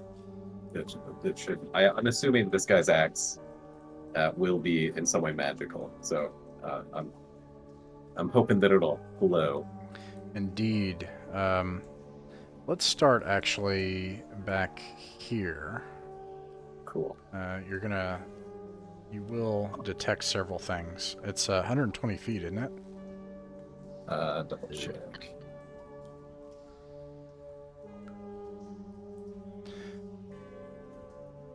It's 60 feet. There are two sources of immense, powerful magic that you sense. One is further down this passage. If I can ping it, there we go. The passage to the northwest. The other one to the northeast. They are both overwhelmingly magical. Now, I also want to show something that would become obvious to the dwarves. Those creatures are no longer here at the top of this cliff, but there is a massive, 30 feet wide and hundreds of foot long. This is, to your modern eyes, a highway.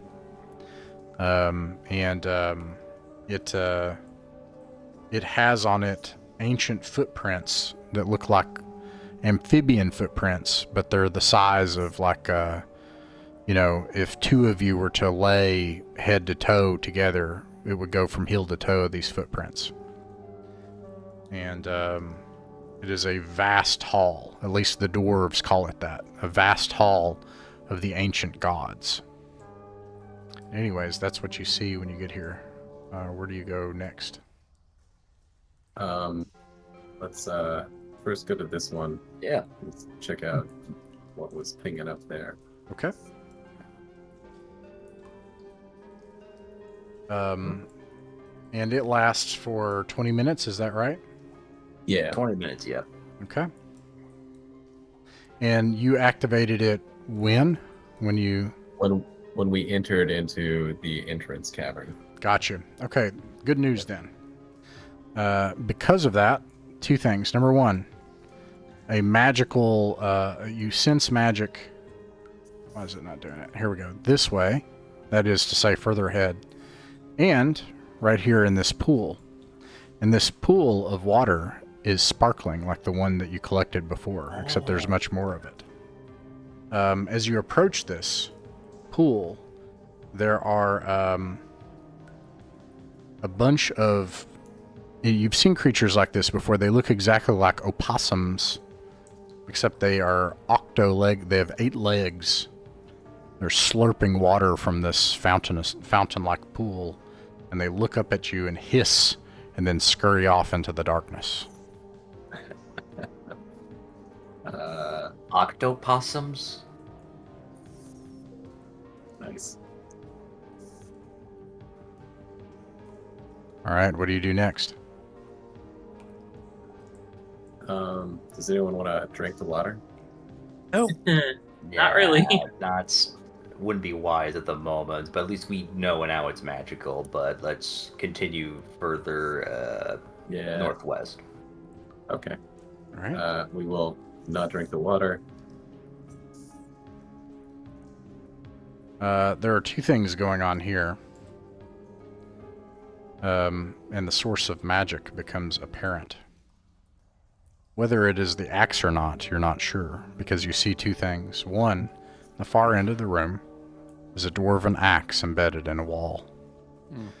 Second, there is a ball of flame. It seems like flame, except sometimes purple, iridescent instead of red. It dances and bounces about the ceiling. Every once in a while, a streak of fire cracks out from it and hits a nearby wall.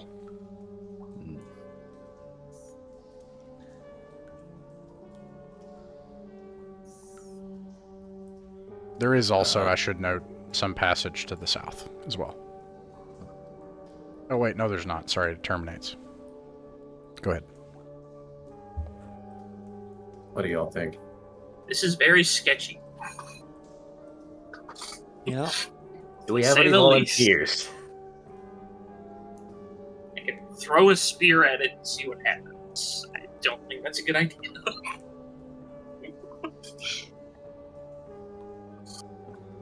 Are the dwarves still with us, or are they dead? Yeah, Like, I know the They two are ran dead. away. Yeah, Okay, they're I didn't know gone. I didn't know if we gathered them again or not. Nah. But holy crap, we were right. We lost all 4.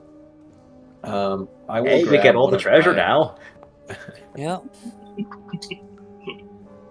less splits. It is better that way. I will grab one of my sling stones and just sort of like underhand toss it in like across the room towards that axe.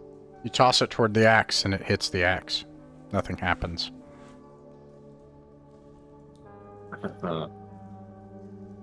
Okay. Maybe we need to come back with more volunteers, maybe. Yeah. More meat shields. Oh.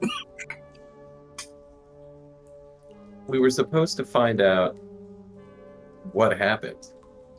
Yeah. Yeah, nah. That's I mean, do we have- Well, I mean, that- you did, right? You discovered that this is the dwarves know this is apparently the ancient halls of bygone gods. Yeah. Uh, Yeah, I and there's really some want the fighting. axe. There's some factions going at it that don't get along. So he wanted to know what was going on, I think, in general. He didn't specify like any exact details, just of like, hey, what's going on in this place, more or less. Yeah. I mean,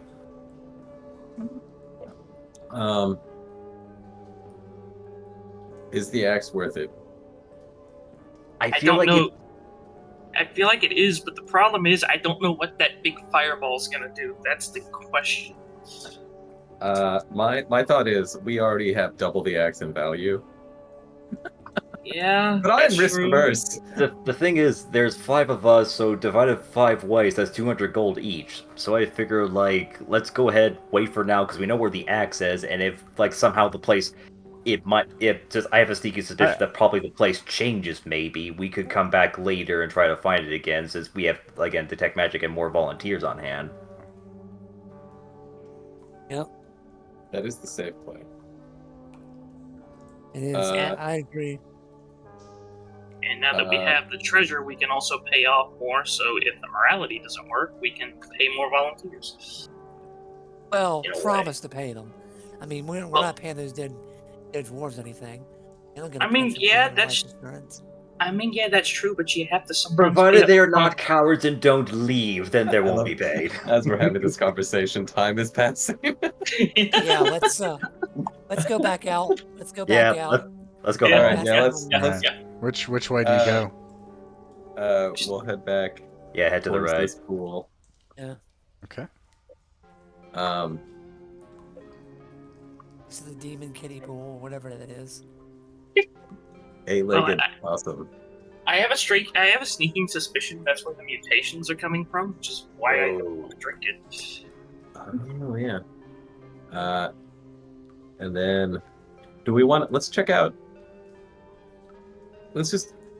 We have 15 minutes. Let's not waste the 15 minutes. Let's go up. Let's Yeah. check out this last passage. Yeah, sure, why not? Yeah, might as well. There are some corpses here and passages that lead further on.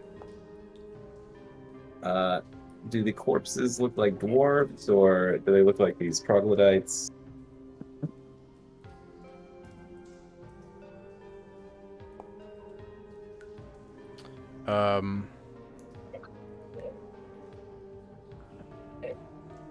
You see here, most of this is ruined and been here for a long time.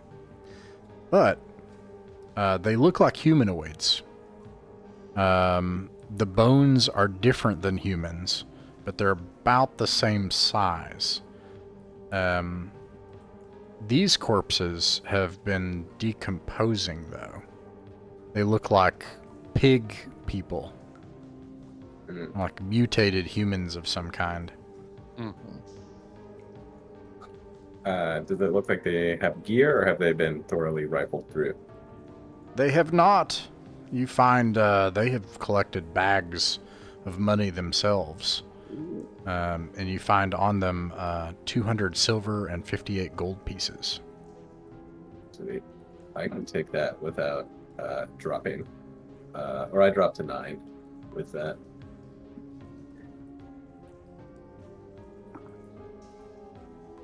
All right, where to next, Barker? Let's head up to the northeast. Okay.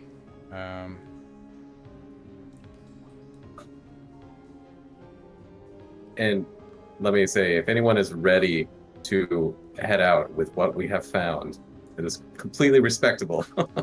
Just holler at me and we can do that. Here you feel a gust of air move, and it's not warm. It is cold. As you enter this passage, you can tell that somewhere further to the east is another very large grand chamber. There are otherwise several passages, obviously, intersecting all in this one place.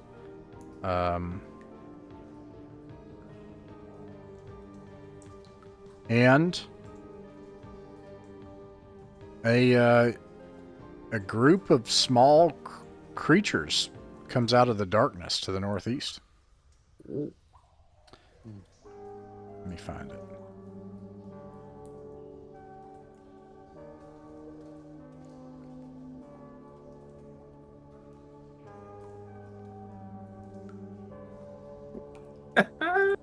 Nice. Huh. And they're like patting clubs and picking their teeth with their knives, and these are tiny little things. They come up to about your knees, and the one in the back is smoking this weird gnarly pipe. He is lankier than the others and smaller, and he's like, well, what do we have here? Welcome to my new house. Why don't you come in and just have a visit and have a bit of tea? That doesn't scream suspicious at all. Yeah, they No. don't know. Come, don't be rude. I am sure you are a most gracious host, my friend, but we really don't have the wherewithal to come with you right now. Oh, that's not fun at all. If you insist. And he starts laughing and he flicks his fingers, and they all disappear. Oh shit. Great. But you hear scuffling around you everywhere. And then you hear laughing echoing above you in the cavern.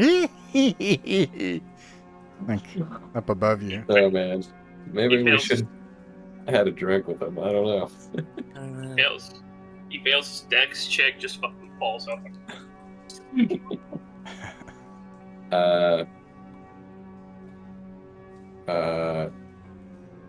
you guys want to Declare spells. I got none left. All right. Let's see here.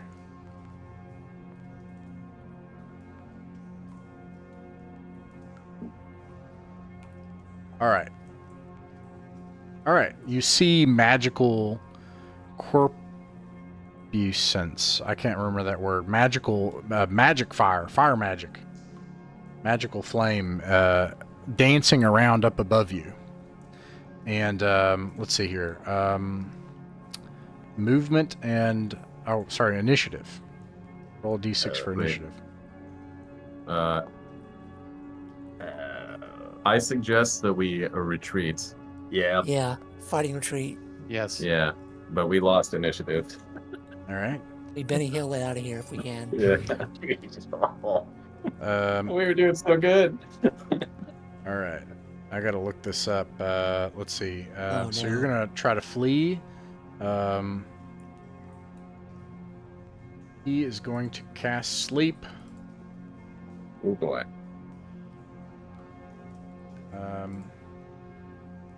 Let's see here. Sleep. We've got one person that's 3 hit dice, right? Yep. Yep, that'd be me. All right. So let's see. This could be a TPK, guys. Oh yeah. A monster casting a sleep spell. This could be it. Yeah, this is a good one. It's all fun and games until the monsters start casting spells. Right? At least we die rich. Of all the things we could potentially lose to in this cavern, we lose to freaking leprechauns. Yeah, you lost the initiative, so that they move around, and then they're going to try to do some thief skills. So you have to hope they don't roll low. There's 4 of them or 5? 5. Oh, one of them rolled real low. Right. Oh no. Right. There's 2 of them. Okay. So let's see. They get. What's that? 28, 49 plus 2. Okay. Treasurer. In case you survive this, you lose 51 gold pieces. Okay. Honestly, not bad. We live with that. Right. Let me look this up because this is serious enough now. I have to actually look at the rules. Ooh.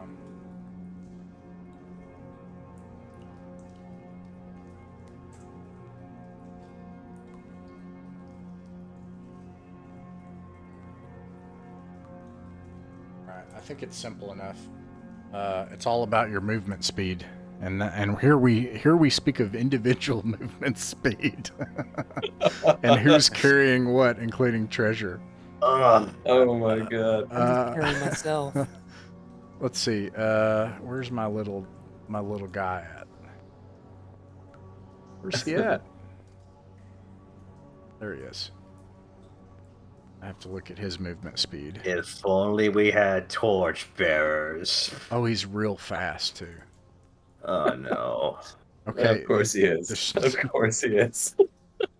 I think it's just going to come down to how many of you all he can put to sleep. So let's see. For the 3, I'm going to start with the lowest and work my way up. So with 1, it's 2d6. So we'll have our answer if it's Snake Eyes, because he can also do. And I usually start with that and then I go up. So I'll start with that, and that'll probably give us all the numbers we need. There are 5 of you, so here's 2d6 that are facing a sleep spell. Yep. All 6. Yep. Okay, let me make sure that, because I think this is it. You got a saving throw of 12, so. Oh yeah, I don't think you even get a save. I don't think you save versus sleep. Yeah, Right? there's no do saving that. throw on sleep. It is just a straight up note you sleep. Now, do elves get that versus sleep? Or... I'm not an elf. I'm a human. I'm just curious. Yeah, in BX they have that. I think they have a Yeah. bonus. I can't remember. Yeah, I'm just curious. But I just think maybe in like the other editions or something like that, they changed it where it does require a saving throw. But yeah, I think in original Swords and Wizardry, it's just no. Like the trade-off is you can't use it on more powerful creatures, but on weak stuff like us, like nah. I'm in 3-5 mode right now. I guess I don't know.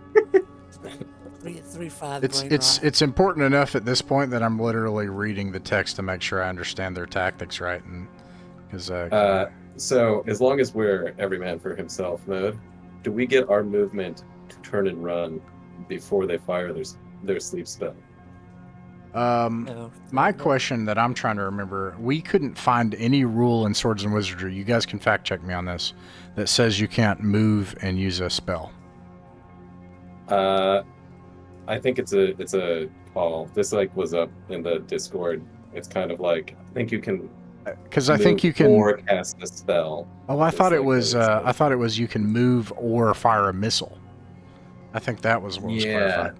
The cast a spell thing was never clarified. So, yeah. Do any of the spells specify concentration? Maybe if that could be something. No, there's nothing like that.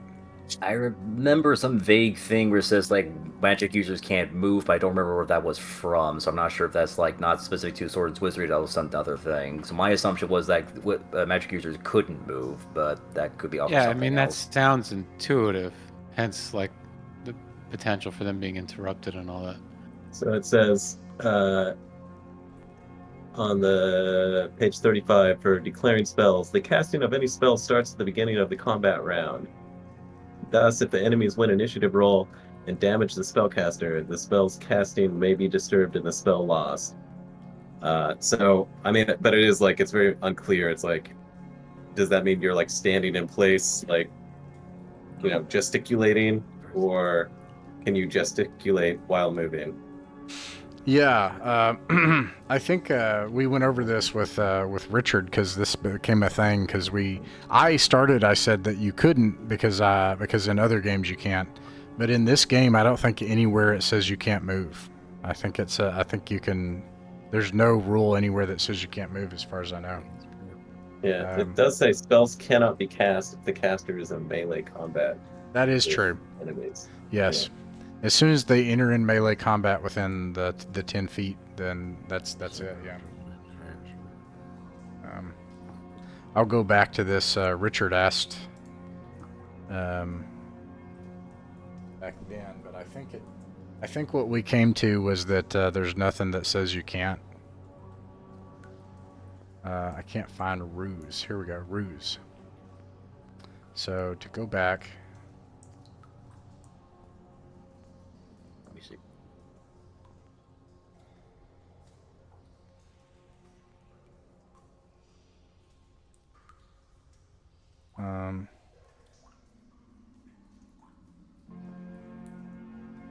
This isn't Swords and Wizardry.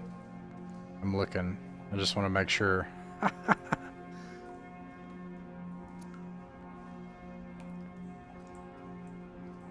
Pick blocks. Okay, he's actually asked a bunch of questions. Surprised. Yeah, I don't think there's unless anybody knows of that rule. I think we came to the conclusion that you can move and cast a spell. There are limitations. You can't do it in melee. We said you have to be able to see, you have to be able to talk and move your hands. But I think he can move. And beyond that, all he has to do is be able to see you. So, let's game it out. Let's see what happens. There's nothing else. But I mean, do they move? Like, or do we then get to move? Because where does he move to? You do move. So actually, this is a good point. So you, let's see. They moved. They did their melee, or they did their test. So I'm gonna say they're not in melee. So you can move. So this is. Yeah, if you could think of a way to move and use the environment, I suppose there's that. Yes. I'll bring it up here and see what's the only around. thing I think we can do is try to get out of their line of sight before the spell is cast, maybe, if that's, or is that already we're already gonna be I mean, we can split up to two. Because over here, so that's one thing you could do is you could split the group up, and then the other group could get away. I also move it. I move faster. I'm going south and out. I'm just jetting. So. I'm just letting you know. But another thing you could do is if you could figure out a way to block the passage so that he can't follow, and he can't see, because he's got to just be able to see you. Because he held his movement. What about a big old oil fire? Actually, I have a lantern and some oil. No, you are correct. He did not hold. There's no holding a movement. That's not a rule. Yeah. So actually, this is a good point. I'm not cheesing this. This is let me go back to the procedure here. But they moved. He stayed. I don't think he would be smart enough to try to. There would be no reason for him to think to try to run ahead. So then you all start running. That's what it is. You end up moving last. You can't hold your movement in this game. Is he so the other alternative is we could try to hit him with a missile during our movement phase and disturb his casting. I don't think I don't. That's high risk. It's at -4 to hit because he's invisible. Oh yeah. Let's just run. Yeah. No, let's screw it. All right.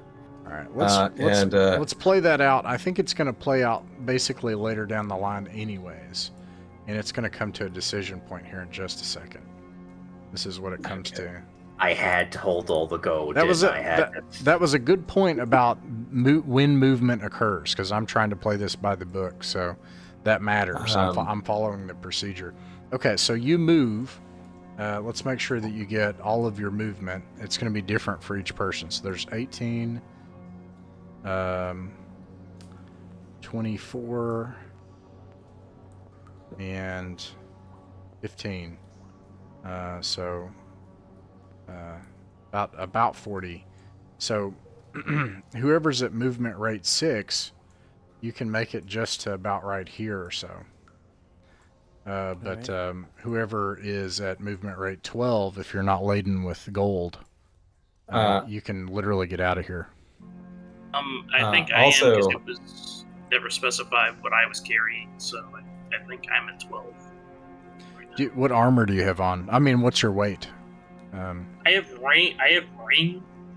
So I don't know if that counts. I know it said plate does that, but I can't remember if it Yeah, your armor has weight. So with ring mail, you're probably at movement rate 9 if you're a fighter. Okay. I If you're not think at carrying this anything point, else. William would drop his gold and go back to a movement That- rate of 12. Seriously? No, Seriously? no. Wait. Let me Don't be say it. Don't be I've hasty. got a. I was a quite sack of nimble until silver. I had this sack. I've got a sack of silver, so I've got like 200 silver, right? I'm gonna yell back towards the leprechauns. Take the gold. It's in this pool, and I'm throwing it into the pool that glitters. Okay, I think that's really clever. Okay, so Yeah. yeah. No, that works. He will go toward the pool to allow you to flee. That's good OSRing right there. But Yeah. yeah. So you toss all of the silver that you have, 200 gold pieces worth. And you bolt towards the exit. Blocked by more leprechauns. Oof. rough. Now, thanks for bringing up the procedure. That's why I was like, I'm going to slow down before we do anything. Oh man. That was rough. That was So mechanics-wise, I'm just trying to understand the mechanics because I'm relearning DMing too. So Let's we'll bring the session to an end and let's Yeah. chat for sure. So you make it back to the get this back up here. The dangerous thing is not the demons, not the crabman, not the giants, none of that. The dangerous thing is the freaking leprechauns in the cave. That's what we should be afraid. Right? You make it back to Right. the rusty battle axe with Well, they are. no axe. However, he promised you could take the treasure, but one thing you find out through intermediaries very soon, the treasure you described, he says, no, that wasn't it. It was something much more. So the treasure he promised is still down there somewhere, along with the axe. And you make it back, and you report the loss of 4 dwarves, dwarven warriors. You gain a little more acceptance in Hoth. And with that, we'll end our adventure for the night.